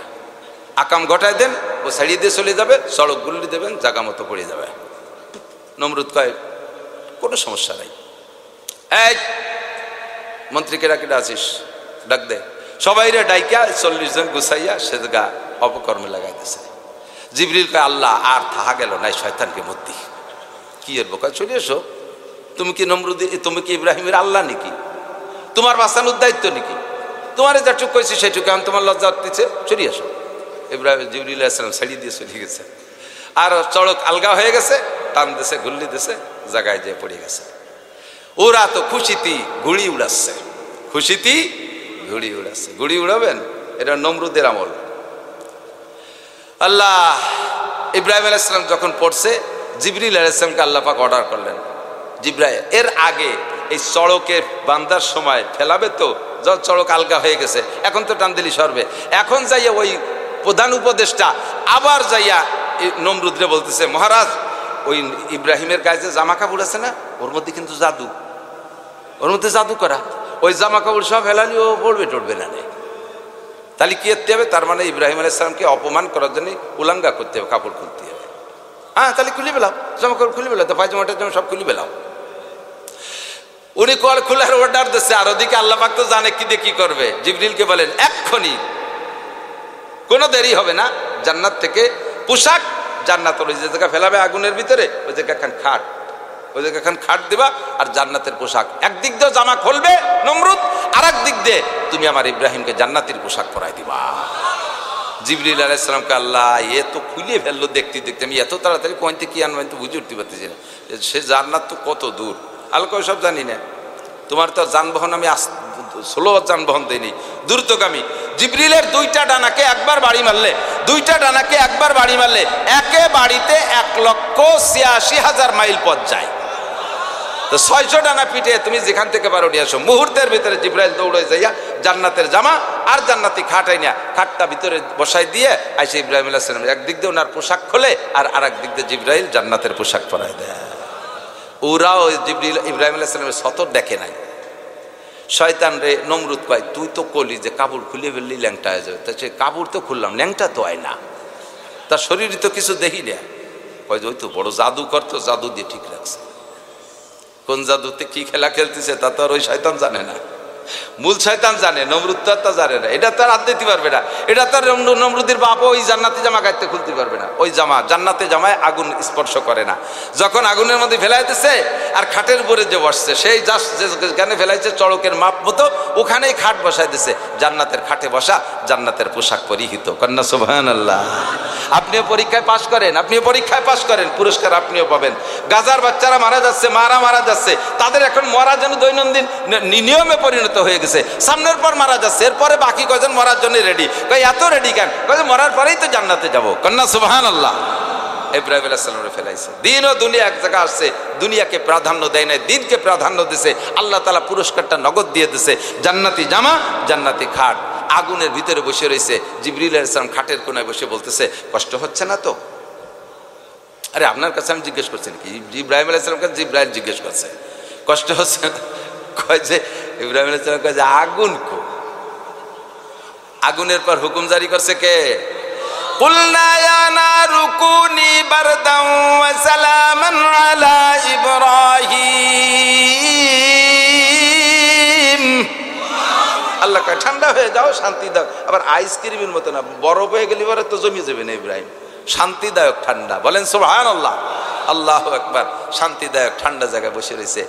আর ওই নমরুদ ও তো খুশিতে বাগবাগ। এরপরে আগুন একটা বিস্ফোরণ ঘটছে, পাশে 50 কিলোমিটারের ভিতরে যা ছিল সব পুড়ে ছাই হয়ে গেছে, ভিতরে ইব্রাহিমের কিছু হয় না।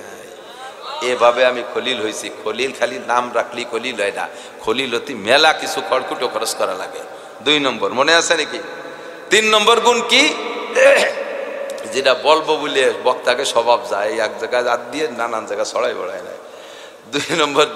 3 নম্বরটা হলো, আমি এই জায়গা থেকে এই জায়গা সরিয়ে বসি না যদি ওই জায়গা কোনো বৈধ লাভ না থাকে। আমি যেখানে বসা আছি এখান থেকে এই জায়গা বসবো, এখান থেকে ওই জায়গা সরিয়ে বসতে গেলে আমার বৈধ কোনো লাভ না থাকলে আমি হিন্দনে সরিয়ে বসি না। ওই আখেরাতের লাভ নয় দুনিয়ার কোনো বৈধ লাভ হবে। অর্থাৎ এক কথা, আমি সময়কে অপচয় করি না, আমি সময়ের অপচয় করি না।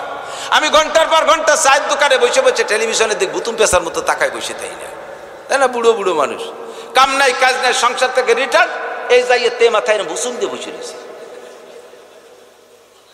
হাঁটু দুহেন উঁচু আছে, দুই হাঁটুর মাথায় দুটি টুপি দিলি ঠায় যেন তিনজন বসে রয়েছে।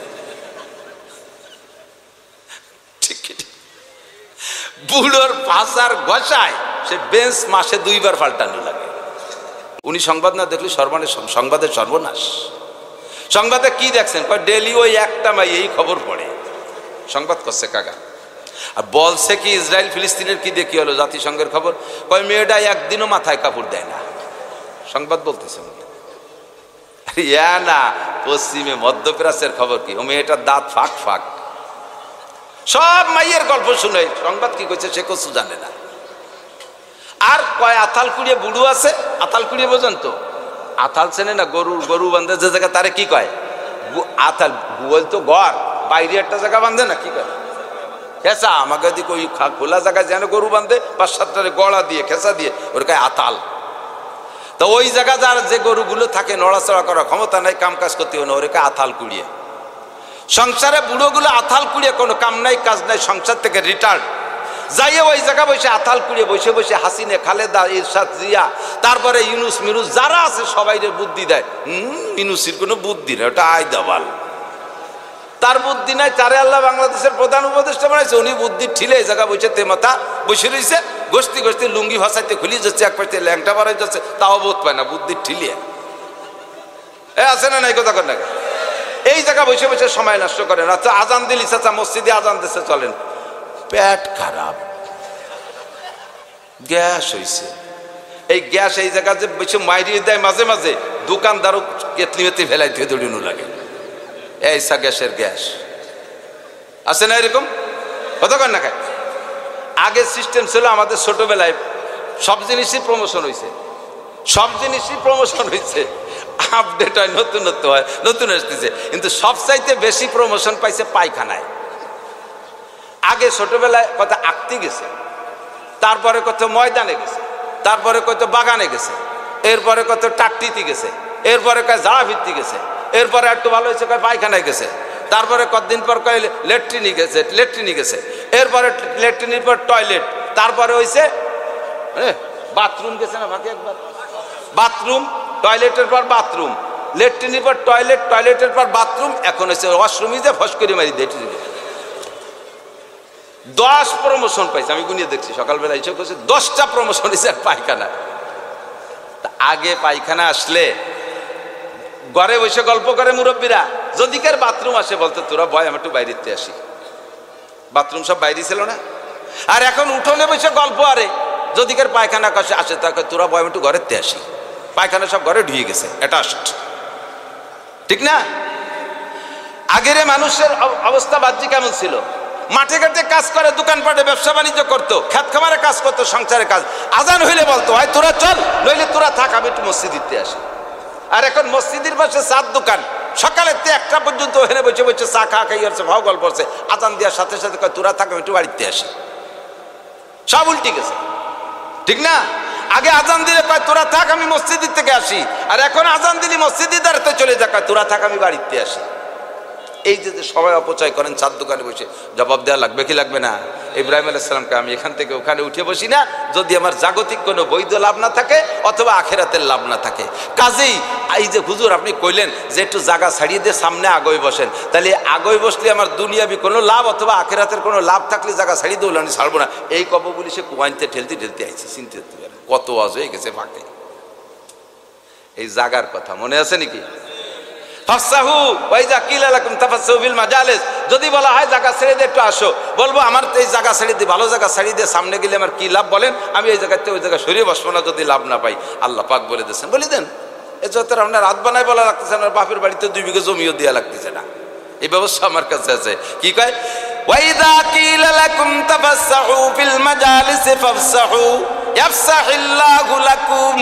আল্লাহ পাক আপনাকে দুনিয়ায় প্রশস্ততা দান করবে আর জান্নাতের ভিতরে কমপক্ষে সমপরিমাণ জায়গা দিয়ে দেবে। তাহলে এই জায়গাতে ওই জায়গায় সরে বসাতে লাভ আছে না নাই? একটু আগে বসতে গেলে জায়গা বিশেষ বসা যাবে কি যাবে না? ওই জাকিল রকম তাফাসসাহু ফিল মাজালিস ইয়াফসাহিল্লাহু লাকুম, আল্লাহ পাক জান্নাতের মধ্যে জায়গা দেবে। আপনাদের নোয়াপাড়ার জায়গার দাম বেশি না বেচতে জায়গার দাম বেশি? শতকে 100 টাকা বেশি হবে না? নোয়াপাড়ার জমির চেয়ে জান্নাতের জমির দাম 1 শতকে 100 টাকা বেশি তো হবেই। সারা দুনিয়াকে 1,00,000 বার বিক্রি করলো, জান্নাতি মানুষের হাতে যে ছড়ি থাকবে, ওই লাঠিটারে এইভাবে খাড়া, ছড়ি কয় না, ছড়ি, এই হাড়ের লাঠি, এই হাড়ের লাঠি খুব শানদার মতির লাঠি থাকবে, ওইটাকে খাড়াভাবে জমিনের উপরে রাখবে, জান্নাতের জমিনের উপরে। তো ওই লাঠির নিচে যতটুক জায়গা হয়, দুনিয়া ও দুনিয়ার মধ্যে যা কিছু আছে তার চাইতে অটুক জায়গার দাম বেশি। কাজেই যদি একটু সরিয়ে বসার কারণে একটুক জায়গা আমার বেহেশতের মধ্যে দেয়, আমার জায়গা তো আর অরিফতও বসবাস করবে না, যে আমার জায়গা যেখানে আমি থাকবো সেই জায়গা, আল্লাহ আমার নামে বেহেশতের মধ্যে জমি দলিল হয়েছে, আমি ওই জায়গা থাকবো, দুজকে থাকতে পারবো না, আল্লাহর সাথে একটা ঝগড়া হওয়া দায় নেওয়া যেতে পারে মোটামুটি এ নিয়ে। কাজেই এখানে সরিয়ে নড়ে বসার মধ্যে লাভ আছে, কন্যা সুবহানাল্লাহ। সময় কম, কামাই বেশি, অল্পক্ষণের ভিতরে একটু জায়গা মতো চলে যাই। কোরআন শরীফ কত? কোরআন শরীফ কয় পারা? জোর হলো না? সবাই বলছেন জানেন তো? সূরা কয়টা? 114টা। আয়াত 2 প্রকারে গণনা আছে। হযরত আলী রাদিয়াল্লাহু তাআলা আনহুর গণনা মতে 6666, সিদ্দিকা আয়েশা রাদিয়াল্লাহু তাআলা আনহা গণনা করেছেন সেই হিসেবে 2636, 2236। বলবেন যে হুজুররা মশালার মধ্যে ঢুকলিয়েই মতানৈক্য শুরু হয়ে যায়। কোরআন শরীফের আয়াত তাও গুনতি যে 2 হুজুর 2 দিক চলে গেছে। আল্লাহু আকবার। আরে ভাই, ভালো জিনিসের ক্যারেট বন্টন হয়। আমাকে দেশে স্বর্ণকারের দোকানে যান না স্বর্ণ কিনতে? স্বর্ণর ভিতরে 28 carat, 26 carat, 24 carat, 22 carat, 20 carat, 18 carat আছে না? বাঙ্গাড়ি লোহার কয় ক্যারেট আছে? বাঙ্গাড়ি লোহা কি 22 ক্যারেটের? ওই যে বাঙ্গাড়ি লোহা কেনে না, ওই যে বাঙ্গাড়ি যারা কেনে তারা কে লোহা বাঙ্গাড়ি, বাঙ্গাটিন, পুরনটিন এগুলো কি ক্যারেট মেপে কেনে?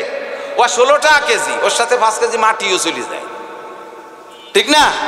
শরিয়ত স্বর্ণের চাইতে দামি, তাই তার ভিতরে ক্যারেট থাকতে পারে, কোনোটা 28 ক্যারেট, কোনোটা 26 ক্যারেট, কোনোটা 24 ক্যারেট, মতানৈক্যের মধ্যে থাকতেই পারে। আর আল্লাহ পাক নিজে তো কোরআন শরীফ নাজিল করে দিয়ে বাংলার জমিনে বা সৌদি আরবের কোনো চেয়ারে কোনো স্টেজে বসে তো আল্লাহ আয়াত গুনিয়ে দিয়ে যায় নেই। আর আল্লাহ পাক রব্বুল আলামিন উম্মতরে এই সরাসরি কোরআন শরীফ পড়ায় দিয়ে যায়নি। যার উপরে নাজিল করছেন তিনার থাকার উপস্থিতিতে কোনো মতানৈক্য ছিল না। উনি চলে যাওয়ার পরে এরপরে বাস্তব ভিতরে ঢুকে দেখে যে এক একজন এক এক মত হয়ে গেছে। তার হওয়াটা একেবারেই স্বাভাবিক। অনেকে মতানৈক্য করে, অনেকে আমাদের পর খেয়াল করেন, মনে রাখেন, কথা মনে রাখেন, অনেকে অভিযোগ করে কয় যে হুজুররা হুজুরি মিল নাই, এক কোরআন, এক আল্লাহ, এক রসুল। কথা কোন ঠিক না? আমাদের রসুল কয়জন? একজন। আখেরে রসুল তো একজন। আমাদের আল্লাহ কয়জন? কোরআন কয়খান?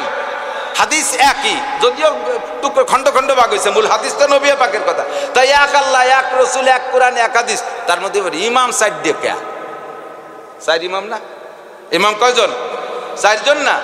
মশালাটা কইয়েই কয়, আমাকে এই কইছে, আমাকে এই কইছে, আমাকে কইছে। ইমাম আবু হানিফা কইছে কানে 1 বার হাত দিতে হবে, শাফি কইছে 2 বার দিতে হবে, মালিক কইছে 3 বার দিতে হবে, আর একজন কইছে বুকির বসানা, আর একজন কয় নাবির নিচে ছানা। কি করবো? তোমরাই তো কন, আপনারাই তো মানা হরো, করবো কি?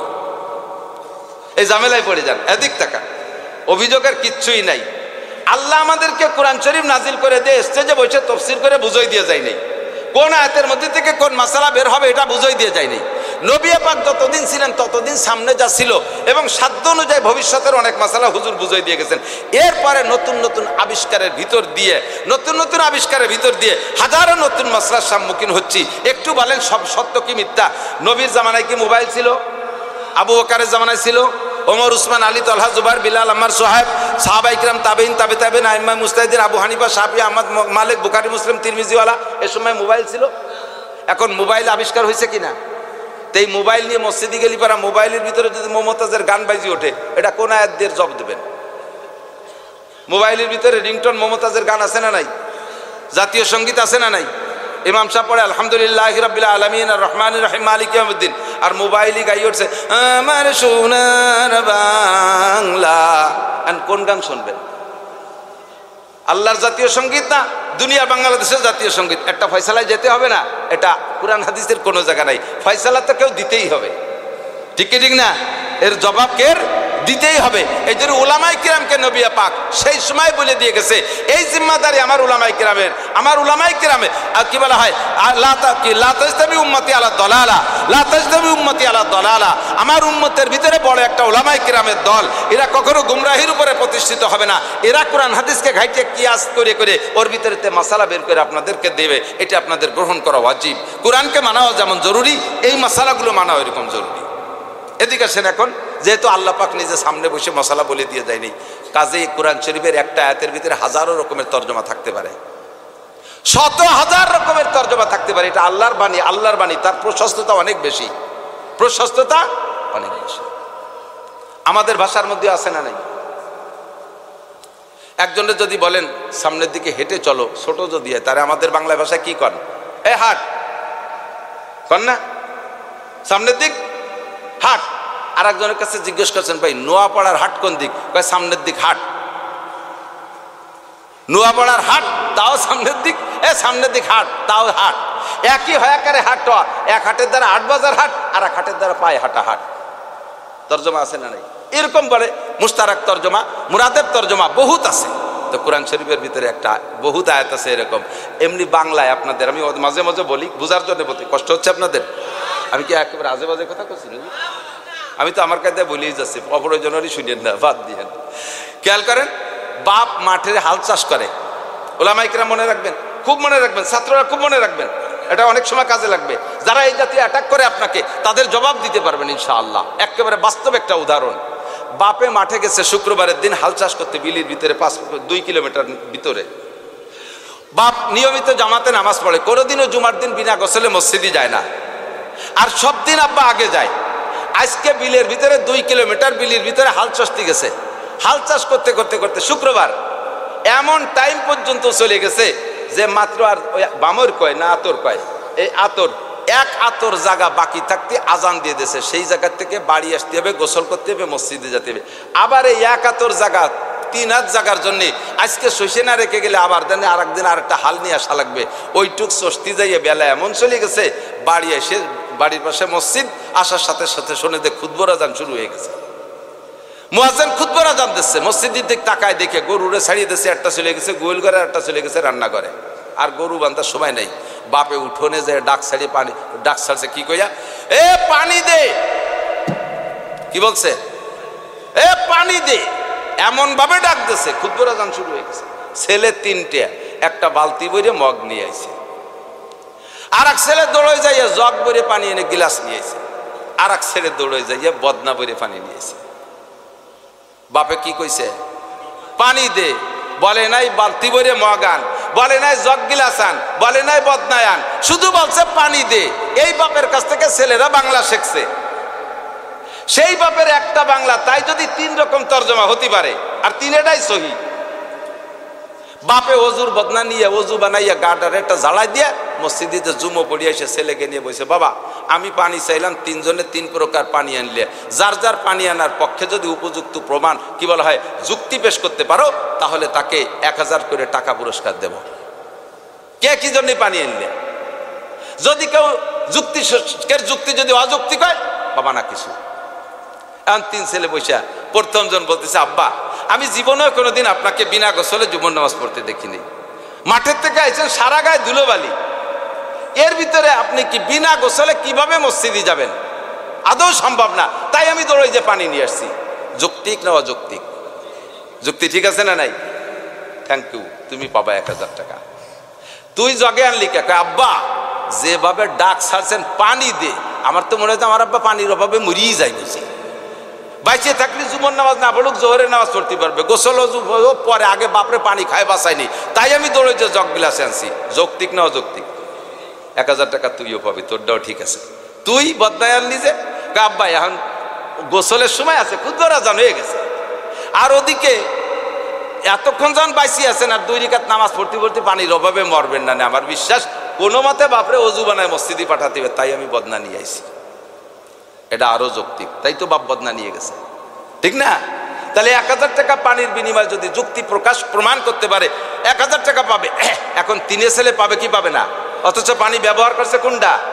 বদনারডা, লুটারডা। পানি ব্যবহার করছে লুটারডা, আর 2টা ব্যবহার করে নাই। কিন্তু দুইটা যুক্তিসঙ্গত, ঠিক কি ঠিক না? তাহলে বলতে চাই দোস্ত, মানুষের কথা, মানুষের বাপের কথা ছেলেতে বাংলা শিখছে, সেই বাপের এক বাংলা যদি তিন রকম হইতে পারে আর তিনেটা যদি সহি হয়, আর যদিও বাপে একটার পর আমল করছে আর দুটো করে নাই, তবে তার পিছনে যুক্তি থাকার কারণে 1000 টাকা করে পুরস্কার তিনজনে পাবে, কি পাবে না? আল্লাহ কামুল হাকিমিন কোরআনে কারিম নাজিল করেছে, আল্লাহ নিজে বুঝাই দিয়ে যায় নাই, ওর ভিতরে 4 রকম মাসালা আছে, 4 জনেরটা সহি।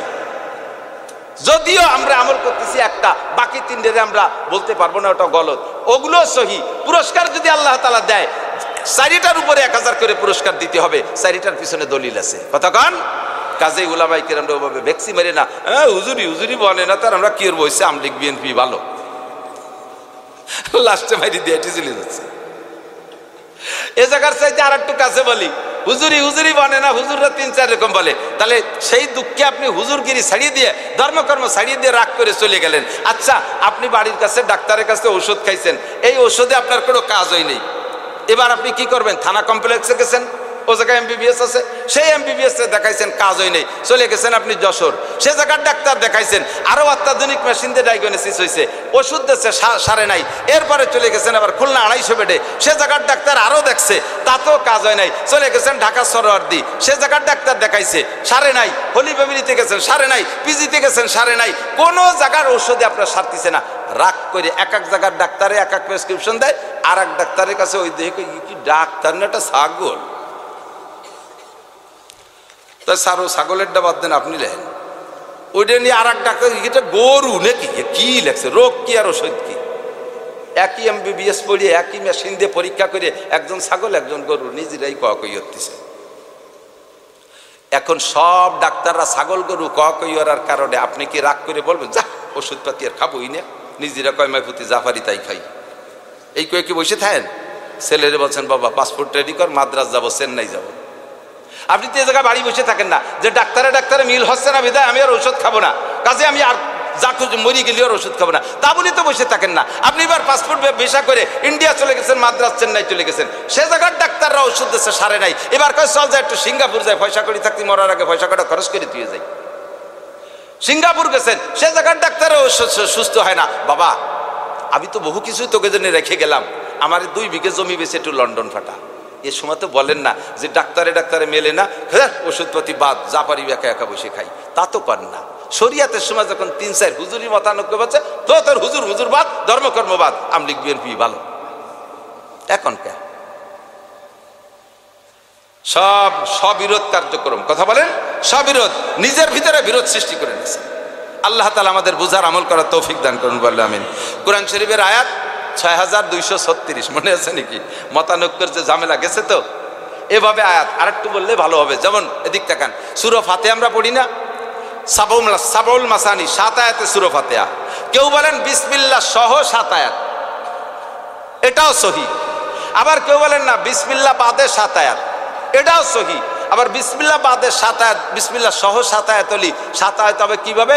কয় যে ইহদিনাস সিরাতাল মুস্তাকিম সিরাতাল্লাযীনা আন'আমতা আলাইহিম গায়রিল মাগদুবি আলাইহিম ওয়ালাদ-দাল্লিন, সিরাতাল্লাযীনা আন'আমতা আলাইহিম গায়রিল মাগদুবি আলাইহিম ওয়ালাদ-দাল্লিন, এইটুকু এক আয়াত। আর কেউ বলেন না ইহদিনাস সিরাতাল মুস্তাকিম এক আয়াত, সিরাতাল্লাযীনা আন'আমতা আলাইহিম আর এক আয়াত, গায়রিল মাগদুবি আলাইহিম ওয়ালাদ-দাল্লিন আর এক আয়াত। এই মতানৈক্য কষ্ট হয়ে যাচ্ছে, আওয়াজের দিকে জাতি বললাম আমরা রাত বাড়ি যাচ্ছে, স্বভাব খারাপ।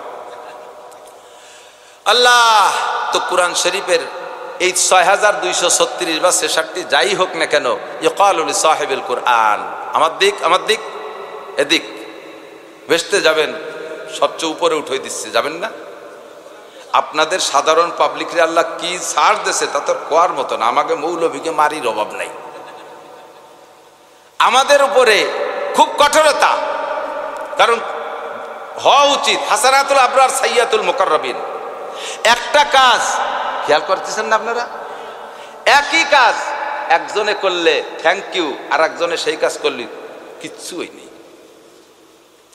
যার থেকে যতটুক দাবি, সাধারণ পাবলিকই 5 ওয়াক্ত নামাজ ঠিক মতো পড়লে, রমজানের রোজা রাখলে, ভাই বলে দিচ্ছে না হেডলাইন, 5 ওয়াক্ত নামাজ, রমজানের রোজা, হজ ফরজ হলে হজ, জাকাত ফরজ হলে জাকাত, কুরবানি ওয়াজিব হলে কুরবানি, পর্দা করবেন পিওর ভাবে, দাড়ি কটা রাখবেন, কোরআন শরীফ শুদ্ধ করে পড়া শিখবেন, মাথায় মোটা মোটা কয়টা আমল করলে নবী রাসূলদের সাথে বিনা হিসাবে জান্নাতে চলে যাবেন। तफसीरे मारिफुल कुरान मुफ्ती शफी साहब हुजूर रहमतुल्लाह अलैह लेखें जे आलेम अगर तहज्जुद ना पढ़े, आलेम अगर तहज्जुद ना पढ़े वो आलेम दरकिनार, वो मुसलमान ही नहीं रहेगा। आलेम যদি তাহাজ্জুদ না পড়ে ওরে আলেম তো দূরের কথা, ও মুসলমানই থাকে না। অথচ আপনাকে পাবলিক সম্পর্কে বলে নাই। আপনাদের সুযোগ, হাফেজ সাহেব বড় হাফেজ, ভালো হাফেজ, কোরআন শরীফ তুতুর করে পড়ে যায়, শুনতে খালি মনে চায়। দু কঠিন ইয়াদ, 1 ঘন্টায় মিনিমাম 3 পারা পড়ে হাফেজ আলেম যারা। আমি হাফেজ না, তারপরও 1 ঘন্টায়, কোনো ঘন্টায় 3 পারা, কোনো ঘন্টায় 2.5 পারাও ভর্তি, 2.5 পারা 3 পারা এরকম হয়। তাহলে আমার কোরআন শরীফ পড়া ইজি, কারণ ওই পৃষ্ঠার শুরুতে আয়াতে শুরু দেখলে শেষ পর্যন্ত দেয়া লাগে না, প্রায় মুখস্থ হয়ে গেছে, ভর্তি ভর্তি দেখতে দেখতে মুখস্থের মতো হয়ে গেছে। তা আমাকে কোরআন শরীফ পড়তে কোনো কষ্ট হয় না। আর একজন পাবলিক রমজান মাসে দেখি আমার এক চাচা বা স্বাস্থ্য ভাই মসজিদের ভিতরে বুড়ো মানুষ কোরআন শরীফ পড়তে যাইয়ে ঘামাইয়ে ঘুমাইয়ে করে আউগুলাকে লুঙ্গি মুঙ্গি বাইচে নিচে দিয়ে পানি বেরিয়ে যাচ্ছে, ঠেস যেন পেশাব করে দিচ্ছে কি তাল্লাই জানে, আসলে পেশাব করে না, গেমি গেছে। এই দুইজনের প্রতিদানের পার্থক্য কি?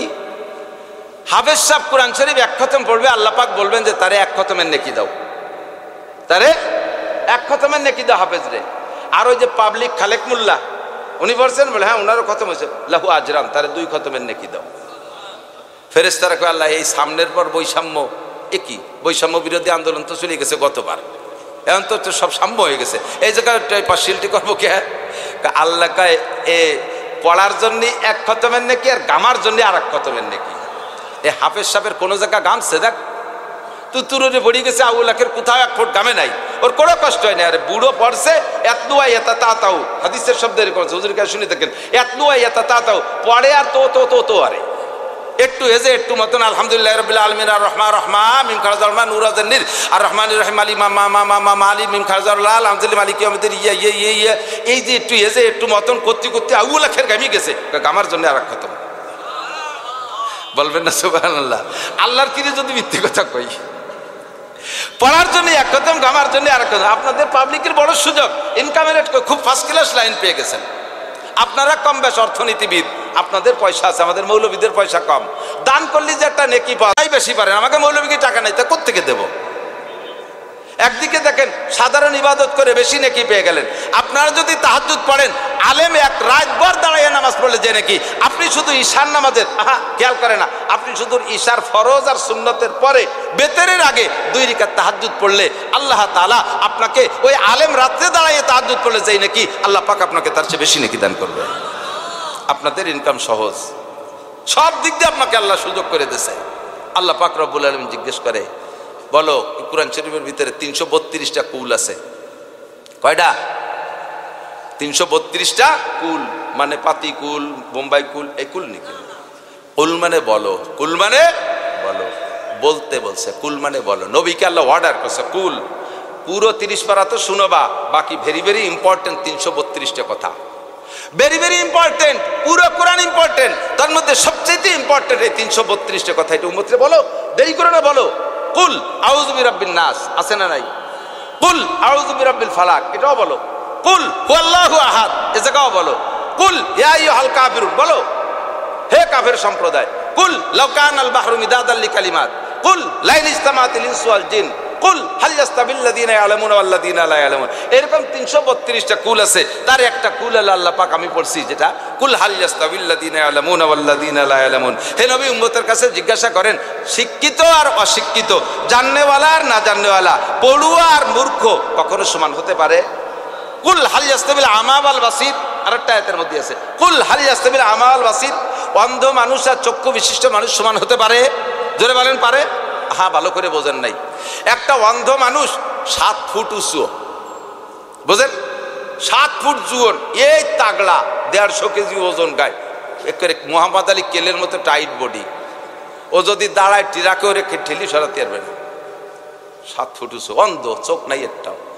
আর একটা লোক 5 ফুট উঁচু, টেন টেনে শূন্য, গায়ে তেমন বল নাই।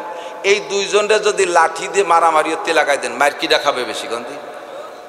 ওর গায়ে দিয়ে সেই টিরাকের মতো শক্তি, কিন্তু ও তো জানেই না যে এই যে চোখালা শুকনো মুখনো, ও কোন পাশে এসে বাড়ি দেশে অন্তত তো দেহেই যায়, করুণার মতো কোন দায়িত্বে ঢুয়ে পড়ে তা টের পাওয়া যায় না, ঠিক কিনা? তো অন্ধ মানুষ আর চক্ষুওয়ালা মানুষ যেমন এক হয় না, জিন্দা মানুষ আর মরা মানুষ যেমন এক দামে বিক্রি হয় না, শিক্ষিত মানুষ আর অশিক্ষিত মানুষ এরকম এক দামে বিক্রি হয় না।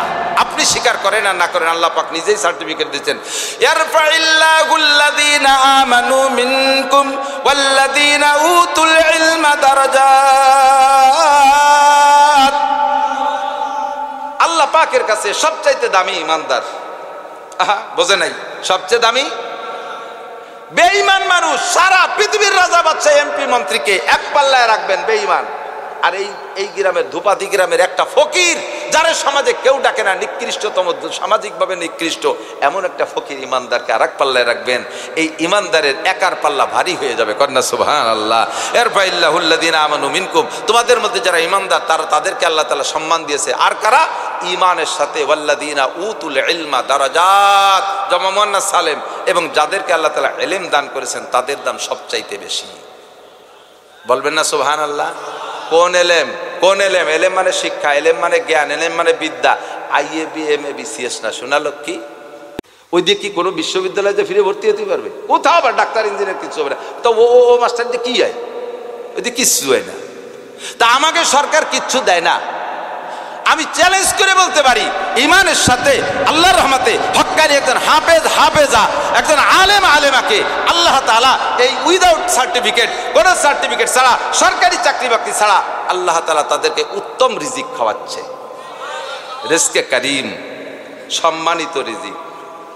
চরমুনার পিসাবরে উদাহরণস্বরূপ বলছি, চরমুনার পিসাবরে কেউ খাওয়াইতে পারলে খুশি হয়। হুজুর আমার বাড়ি খাই গেছে, যাওয়ার সময় আমি দুটো মুরগি ধরে দিছি, এরপরে নতুন গাছে যে একটা নারকেল হয়েছিল না, ও হুজুরকে দিয়ে দিছি।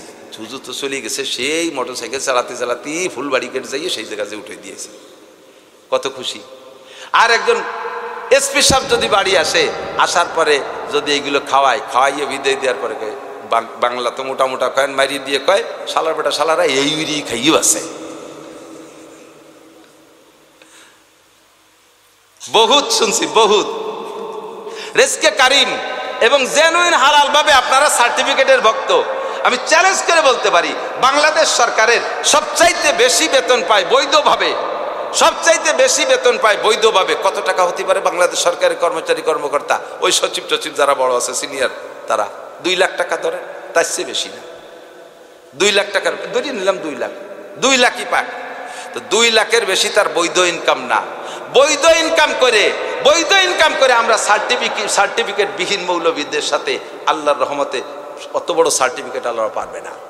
বাংলাদেশে এমন মৌলবী আছে আল্লাহর রহমতে, যাদেরকে ডেলি 1 লাখ 2 লাখ টাকা দিয়ে মানুষে হেলিকপ্টারে নেওয়ার জন্য কাড়াকাড়ি লেগে যাচ্ছে। রিজকে কারীম খাওয়াচ্ছে, সম্মান করতেছে, তাদের সাথে সেলফি তুলে একটু আত্মতৃপ্তি নিচ্ছে, তাদের সাথে একটু মুসাফা করতে পারলে কেমন হাত খান ভেসতে চলে গেছে। রাত্রি স্বপ্নেও দেখি উঠছে, হাফিজুর কই উঠছে। দিনের বেলা মুসা হচ্ছে, স্বপ্নে দেখে হাফিজুরের সাথে মুসা হচ্ছে। রিজকে কারীম, সম্মানিত রিজিক আল্লাহ তাআলা এখানে রেখেছেন, শিক্ষিত অশিক্ষিত। বাকি আরো সম্মান দেখেন, স্কুলের মেয়েদের যে সম্মান, এই মাদ্রাসার মহিলা মাদ্রাসার মেয়েদের সম্মানের মধ্যে পার্থক্য আছে না নাই? আছে না? একটু মনের থেকে বলেন। অবশ্যই আছে। এরা চাকরি পাবে না, সরকারি চাকরি, অথচ এদের শালীনতা, নম্রতা, ভদ্রতা, চাল চলন, এদেরকে বিয়ে করার জন্য কত যে BCS ক্যাডার আর কত মাস্টার ডাক্তার ইঞ্জিনিয়ার যে আমার কাছে প্রস্তাব দিয়ে থুইছে, হুজুর একটা মহিলা মাদ্রাসার মাইয়া আমার সাথে বিয়ে দিয়ে দেন। আমি পড়ছিস কলেজে, সেই একটা বিয়ে আর কয় না, সেগুলো নামে মাইয়ে কামে ঝাল হয়ে গেছে, সব মাইয়ে নাই, সব ছেলে হয়ে গেছে। কি হয়েছে? প্যান্ট পরে সিগারেট খায়, ওগুলো মাইয়ে নাই। একটা মেয়ে আমার সাথে বিয়ে দেন, মহিলা মাদ্রাসা থেকে দেন, বাড়ি যাতে ভালো থাকে। ডাক্তার, ইঞ্জিনিয়ার, মাস্টার, প্রফেসর, এরা এখন এই মহিলা মাদ্রাসার মেয়েদেরকে খুঁজতেছে। তারা জানে ওখানে কিচ্ছু নাই, ওখানে মাতৃত্বের শিক্ষা নাই, এখানে মাতৃত্বের শিক্ষা আছে। একটা মহিলা মাদ্রাসার মেয়ে যদি আপনার বাড়ি পুত্রবধূ হয়, দেখবেন তার আচার আচরণ।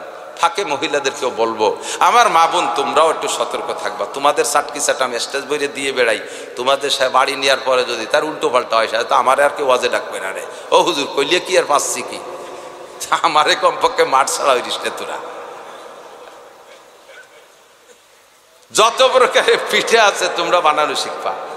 যত মহিলা মাদ্রাসা আমি 3-4 জায়গা গেছি, ওরে বাবা, যে জায়গা বসতি দিছে ফিটিয়ে আমার গিরিয়ে ধরছে চতুর্দিক দিয়ে, এক এক দিক দিয়ে 20 প্রকারে খাই বাইরে উনু লাগবে এত ফিটিয়ে। আবার অনেক মহিলা মাদ্রাসায় গেছে যে সাইডে চানাচুর আর উড়ুম মুড়িও না। কে তোমরা এখানে বসে গেছে ঘাস কাটো, পাল্লা দিতে পারো না, পিঠার প্রতিযোগিতা করতে পারো না? এবারে মাহফিলে আমি 5 প্রকার নতুন পিঠা, এখন তো কম্পিউটারে সব পিঠা আটা বানানো শিখেছে, তোমরা এই প্রতিযোগিতা করো, এখান থেকে শেখো। তুমি শ্বশুর বাড়ি যে ক্রেডিট ঝাড়বা, দেখেন আম্মা আমি কত প্রকার, আপনি তো সে আদিকালি খালি চিতেই পিঠে বানাতে পারেন, আমি দেখেন কত তা পারি। শুধু কোরআন হাদিস পড়া না, মেয়ে মহিলাদের জন্য জাগতিক সর্বশিক্ষা, সাংসারিক শিক্ষা যা আছে সবকিছু তাকে এখান থেকে শিখে নিতে হবে, আর সবই কোরআন হাদিসের শিক্ষা দেওয়া আছে। সিদ্দিকা আয়েশা রাদিয়াল্লাহু তাআলা আনহা, আরে খেয়াল করেন, নবী পাকের স্ত্রী সিদ্দিকা আয়েশা, সিদ্দিকা আকবর আবু বকরের অত্যন্ত প্রিয়া মেয়ে সিদ্দিকা আয়েশা, বিশ্বের ভিতরে আর অদ্বিতীয়। কথা কন, ফাতেমা রাদিয়াল্লাহু তাআলা আনহা একদিক দিয়ে শ্রেষ্ঠ, আর হুজুর বলেন আয়েশার কথা যে সারা আরবের ভিতরে বিভিন্ন প্রকার খানার মধ্যে সবচাইতে প্রিয় খানা হলো সারিদ। ওরা একটা খানা খায়, সমস্ত খানার মধ্যে শ্রেষ্ঠ খানা হলো সারিদ। হুজুর বলেন সারা আরবের ভিতরে সমস্ত খানার মধ্যে যেমন শ্রেষ্ঠ সারিদ, সারা পৃথিবীর মেয়েদের ভিতরে শ্রেষ্ঠ আমার আয়েশা। তাহলে এই আয়েশা রসুলের ঘরে রুটি বানায়, বুঝছে না, রুটি বানায়, যে আটা সেন্তি যাইয়া, ছোট মানুষ তো 9 বছর বয়সে স্বামীর ঘরে গেছে, যে 9 বছরে তো সকালবেলা 10টা পর্যন্ত বুলাপান বাচ্চারা ঘুমোইতে মক্তবে পড়ার বয়তে, ঠিক না? আর সে আয়েশা 9 বছরে অত বড় বিশ্বসেরা নবীকে ট্যাকেল দিচ্ছেন, তার সব চাহিদা পূরণ করতেছেন 9 বছরের মেয়ে। ফাঁকে ফাঁকে নবী যা বলতেছেন সেম কমপ্লিট, কম্পিউটার মধ্যে একটা কথা আয়েশার কানের থেকে ঢুকলে আর তা বেরোয় না, সমস্ত হাদিসগুলো সংগ্রহ করে রাখছে। এর ফাঁকে রুটি বানাতে যে আটা সেন্তি গেছে, সেন্তি তা গম এসে গেছে, হাতের মধ্যে আটা রয়েছে, ঘুমোয় রয়েছে, সজাগ হয়ে দেয়, তা ছাগলে খাই ফেলে দিছে, খালি ঘুমোই নেই আটা ছাগল। তা আয়েশার মতো মেয়ের আটা সেনে রুটি বানাতে হবে, তার কি ছাত্রীর অভাব ছিল? তার কি খাদেমার অভাব ছিল? সে যদি বলতো 100 লক্ষ সাহাবাদের স্ত্রী মায়েরা আমার বাড়ি রুটি বানাই দিয়ে যাবি, তাহলে বস্তা বস্তা রুটি চতুর্দিক থেকে আসতো। বিশ্ব নবীর স্ত্রী আয়েশা নিজে হাতে রুটি বানায়। ও মহিলা, তুমি মহিলা মাদ্রাসায় পড়িয়া শ্বশুর বাড়ি যে না আমি লেখাপড়া শিখেছি, আমি আলেম মৌলানা মুফতি মদ, আমি চুলের রুটি যেতে পারবো না, আমি রান্না বান্না করতে পারবো না, আমি এখানে থাকবো, শাশুড়ি আম্মার রাঞ্জি আমার গালে উঠে দিয়ে যাবে, বেশি দিন টিকতে পারবে না, কোনো কোনো তালাক খাবা, তালাক খাতি খাতি পেট ভরি যাবে। সবকিছু শিখবা, মাছ কাটা শিখবা, গোশ কাটা শিখবা, রকমারি গোশ রান্না, রকমারি মাছ রান্না, এক লাউতে সব 20 প্রকারের তরকারি, মূলরে এমন বানাবা রান্না করতে করতে মূলো না মৌলবি বুঝাই যাবে না। এগুলো সব এখান থেকে প্রশিক্ষণ নেবে। কতক্ষণ শিক্ষিত অশিক্ষিত এগুলো সব শিক্ষা, এগুলো সব শিক্ষা। বাড়ির মেহমান কেমন, নিজের বাপের বাড়ির থেকে, মেয়েরা নিজের বাপের বাড়ির থেকে লোক আসলে, নিজের বাপের বাড়ির লোক আসলে সর্বকালে মহিলারা তাদেরকে একেবারে কলিজা কাটিয়ে খায়, উজাড় করে দেয়। আর শ্বশুরালয়ের অন্যান্য পুরনাত্মীয় আসলে তাদের দিকে ফিরেও তাকায় না। সিস্টেমটা সম্পূর্ণ পাল্টাও, সম্পূর্ণ পাল্টাও। এই বাড়ি তুমি রাজরানী হবা। তোমার সিস্টেম কি, বাপের বাড়ির থেকে কেউ আসলি তুমি তোমার মারে শাউরিরে কবা, আম্মা দেন আব্বা আমাকে বাড়িতে কিটা কিটা আছে, আমার ভালো দেখতেছেন, আপনি যা পারেন খাওয়ান, এই করে ছেড়ে দিবা। আর তোমার শাউরির জামাই বা ওই শাউরির বাড়িতে বাপের শ্বশুর বাড়ির এলাকার আত্মীয় স্বজন কেউ আসলি, তুমি শাউরির বলবা আম্মা আপনি বসে থাকেন, শুধু খাবারের সময় দেখবেন যে আমি কি জোগাড় করছি। পাগল হয়ে যাবা, তুমি এদের খেদমত করবা এভাবে। আর তাই দেখে আর তোমার বাপের বাড়িতে আসে শাউরির কাছে ছেড়ে দেবা, তখন শাউরি বিটি বসবে, আরে কপাল, সে আমার আত্মীয় না, আমার বাপের বাড়িতে, আমার ভাই বাড়িতে, তাকে যদি কলজা কাটি খাওয়াচ্ছে, নিজের পালা মুরগিটা, যে মুরগিতে ডিম পারবে 40টা, তারে অর্ধেক হতে মেরে দিচ্ছে। কাজেই আমার বৌমার বাপের বাড়িতে যারা আছে তাকে জন্য ছাগল মারা উচিত। আর তুমি শ্বশুর বাড়ির পদরে আইসে যখন সে আমার মাথা আদর্শ, আমি একটু ঘুমোচ্ছি আম্মা, আচ্ছা ঠিক আছে ঘুমো, সময় আছে, একদিন বোঝা দেবে। যেদিন তোমার বাপ পাইছে তোমার বাড়ি, সেই সময় শাউরি করে আমার ডায়েরি হয়েছে, এর মধ্যে কোনো মেহমানদারি হবে না। কামা তা দিনু তো দানু জৈসা করনি। দুইজন এক জায়গায় শুইছে, শুইয়ে একজন কাছে দোস্ত তুই আমার দ্বারা শুইস নি, কে কয় আমি এলো ঘুমের মধ্যে পেটে লাথই,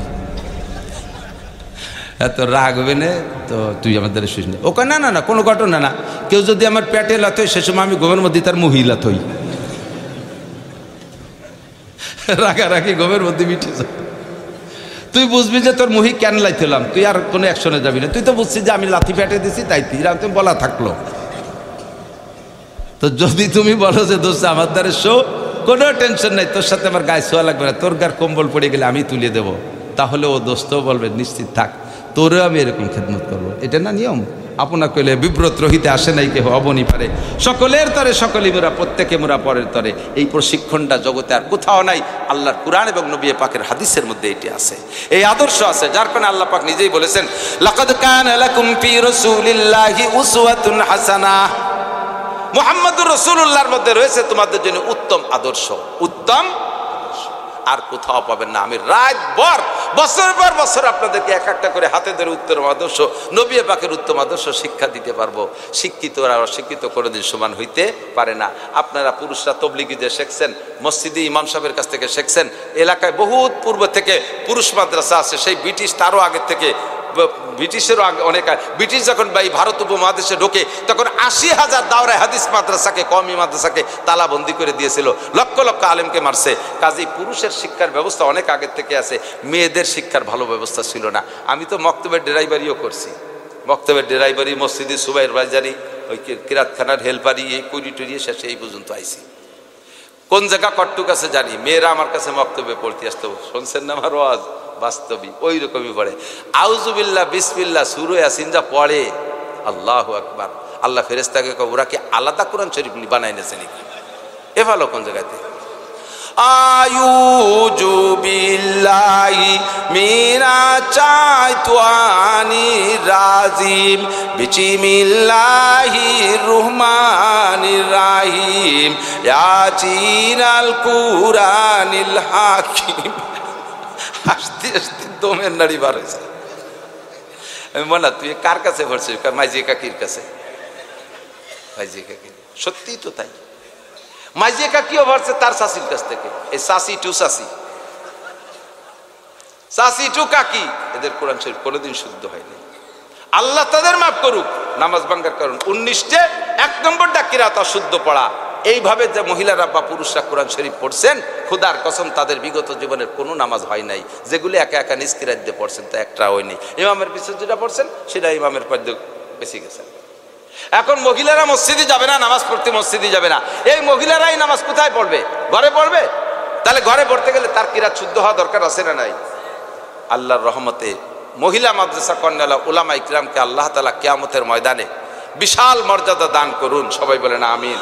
লক্ষ লক্ষ মেয়েদেরকে বাঁচার একটা সুন্দর ব্যবস্থা করে দিয়েছে, যেখানে এখান থেকে কোরআন শরীফ পড়ে এত সুন্দর, মেয়েদের জবান পরিষ্কার, ওদের উচ্চারণ ছেলেদের চেয়ে ভালো, এবং পরীক্ষা যা দেয় দেখছেন ওই যে 7 জন মেধা তালিকায় গেছে, মানে শুধু A+ না, গোল্ডেন A+ না, তার চাইতে উপরে মেধা তালিকায় ছেড়ে গেছে, সিরিয়ালে মেধা তালিকাটা আলাদা সিরিয়াল দিয়েছে।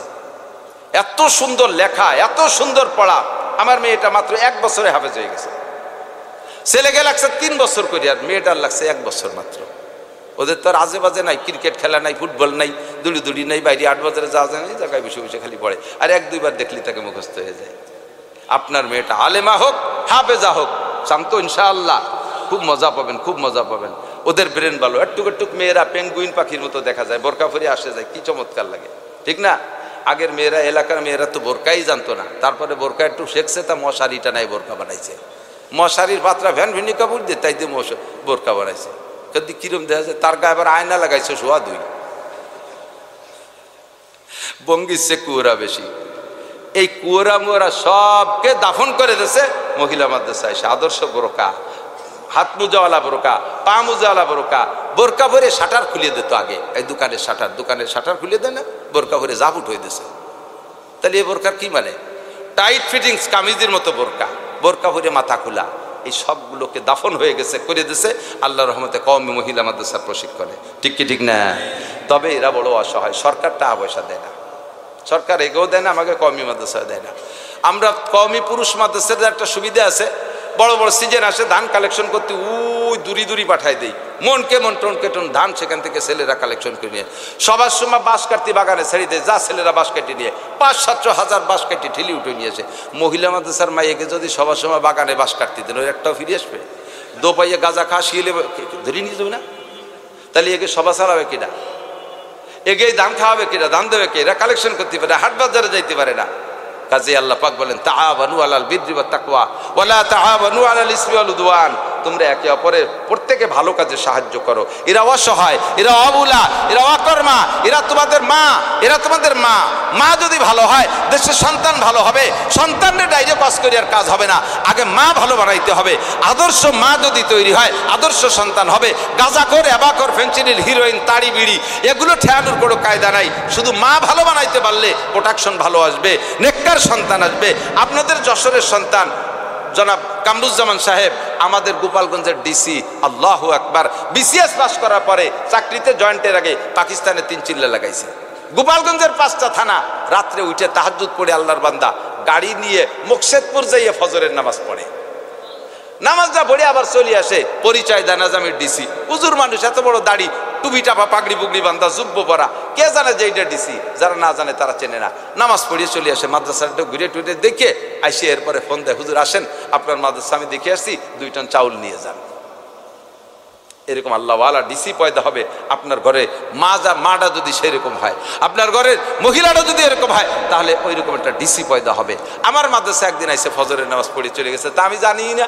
পরে আমি ওনার কাছে একটা বিশেষ প্রয়োজনে গেছি, উনি বলতেছে আপনার মসজিদ এরকম কে? আমার মসজিদের লোক পিছন দেখানি বাড়াইছে, ওটা উঁচু, সামনের পুরন টুক নিচে, এই টুকরে ভেঙে উঁচু করবো, ওই জায়গায় নিচে হয়ে নামা লাগে। কই যে বাংলাদেশের অদ্বিতীয় মসজিদ একটা দেখিয়েছি সুলতান সিংহ। আমি কবে গেলেন? ফজরের নামাজ পড়িয়েছে একদিন। যে লোকটা 30 কিলো 40 কিলো 50 মাইল দূরে যাইয়া ফজরের নামাজ ওই মাদ্রাসার মসজিদে জামাতে পড়ে, ওই লোকটা অবশ্যই বাসার থেকে তাহাজ্জুদ পড়ে বেরোইছে। এইরকম একটা তাহাজ্জুদ পড়ার ডিসি, তারপরে ডিআইজি রফিকুল ইসলাম শিমুল, এরকম একটা সন্তান, নেক সন্তান যদি পাইতে হয় অফিসার, তাহলে গোড়ায় খুঁজে দেখেন তার মাটা আল্লাহ আলী পর্দানেশীন একটা মা। এই জাতীয় মা তৈরি করার কারখানা আর কোথাও না, একমাত্র কওমি মহিলা মাদ্রাসা ছাড়া। আমরা এখানে যে যতটুকু পারি সাহায্য সহানুভূতি করব। 500 মেয়ে, এরপরও আরও আসতেছে, জায়গা দিতে পারতেছে না। আপনাদের গ্রামে মেহমান আসুক আর তারা না খেয়ে না থাকার জায়গা না পাইয়া চলে যাক, এটা কি আপনারা চান? যদি তা না চান, তাহলে আপনার বাড়ি বিল্ডিং করছেন, আপনার বাড়ি পাকা পায়খানা, আপনার বাড়ি পাকা ঘর আছে। আল্লাহ রসুলের মেহমান, কোরআনের মেহমান মেয়েদের জন্য, অসহায় অবলাদের জন্য আপনাদের একটা বরাদ্দ এখানে থাকতে হবে, একটা বরাদ্দ থাকতে হবে। জীবনে বহু কামাই করছেন, হিসাব নাই, অডিট করলে কেউ হিসাব দিতে পারবে না জীবনে কত টাকা কামাই করছেন। আর সামনে যা কামাই করবেন তাও জানে না কি কামাই করবেন। এবং এ কথাও সত্য, জীবন ভরে যা কামাই করছেন তা সব রাখতেই পারেন না, এ কথাও সত্য। ঠিক কি ঠিক না? জীবনে যে যা কামাই করছেন সব কি আছে? কার আছে? একজন হাত দেখান দিয়ে আমি জীবন ভরে যা কামাইছি সব আছে। তাহলে বুঝবো যে আপনি কি পরিমাণ কিরফিন খরচ করেন নাই। আন্তর্জাতিক খ্যাতি সম্পন্ন শুটুও কে টাকাই নাই, রাখতে পারেন নাই। সামনে যা কামাই করবেন রাখতে পারবেন না। ফাঁকে আপনি এই মহিলা মাদ্রাসার খেদমতে 1000 ইট, 2000 ইট, 10 বস্তা সিমেন্ট, 50 বস্তা সিমেন্ট, 100 বস্তা সিমেন্ট এর জন্য রেখে যান। খুদার কসম, কিয়ামত পর্যন্ত এখানে যত মেয়েরা যত তিলাওয়াত করবে আপনার আমলনামা যাইতে থাকবে। থাকলে কেউ বলবেন আমি কালেকশন পারি না, কালেকশনের সাবজেক্টে ওয়াজও করি না। শুধু এতটুকু বললাম, আমি দিতে কালেকশন করতে পারি না, এই জন্য আমার মাদ্রাসার জন্য আমি কালেকশন করি না। আল্লাহ পাক আমাকে এই ময়দানে জাত দেয়, আপনাদের হাতের মাধ্যমে মাহফিলের শেষে কিছু হাদিয়া দেয়, এর অর্ধেকের বেশি আমার মাদ্রাসায় চলে যায়, অর্ধেকের বেশি। কাজ একটা ধরি 50 লাখ টাকা লাগবে, 25 লাখ কালেকশন হয় আর 25 লাখ আমার চলে যায়। আলহামদুলিল্লাহ, আল্লাহ আমার টাকা নিচ্ছে, আমি বড় খুশি। আমি নিতান্ত গরিবের ছেলে, বাপের 1 ইঞ্চি জমিও পাই নেই, একখান ফুটো টিনও ভাগে পাই নেই। একটু 5 শতাংশ জায়গার পর বাড়ি, ছোট 2 ভাইয়ের বাড়িটা ছেড়ে দিয়ে আমরা বড় 2 ভাই আলাদা জায়গা কিনে বাড়ি করছি। আল্লাহ এখন অনেক দেশে শুক্রিয়া, অনেক দেশে। তা আল্লাহ যেহেতু আমার দেশে, আমি আল্লাহরে দেবো না, এটা তো আমার না, আল্লাহ আমার দেশে অন্য কেউ হাতে দিলে দিতে পারতো। আল্লাহ আমার হাতে দেশে যাতে আমি কিছু দিই, তা আমি না দিলি তো আল্লাহ ব্রেক করে দেবে। এই জন্য আমি এভাবে ভাগ করে ফেলাইছি। আলহামদুলিল্লাহ, যারা গিয়েছেন দেখেছেন। আমার মাদ্রাসার বয়স বেশি না, বয়স অনেক, কিন্তু আমার হাতে যে বর্তমান যেটা আছে এটা 13 সালের থেকে এই কয়দিন, এই 13 সালের থেকে কয়দিনের ভিতরে আমিও দাওরা হাদিস পর্যন্ত। আমার মাদ্রাসা 500 ছেলে, 27 জন শিক্ষক স্টাফ, বছরে 1 কোটি টাকা আয় ব্যয়, সরকার 1 টাকাও দেয় না। আল্লাহই চালায় আপনাদের সহযোগিতা। আপনাদের মাদ্রাসাটা আপনারা চালাবেন, থাকলে একজন বান্দা মোহাব্বতের সাথে সিদ্দিক আকবরের মতো দাঁড়িয়ে যাবেন। জি হুজুর, ইনশাল্লাহ আমি একটা অঙ্ক এখানে প্রথম আমার ইটের উপরে ভিত্তি করে ভর করে এই বিল্ডিংটা শুরু হোক, আমার ইটের উপরে, আমার বালুর উপরে, আমার সিমেন্টের উপরে ভর করে, আমার রডের উপরে দাঁড়াই এই বিল্ডিংটা শুরু হোক। এর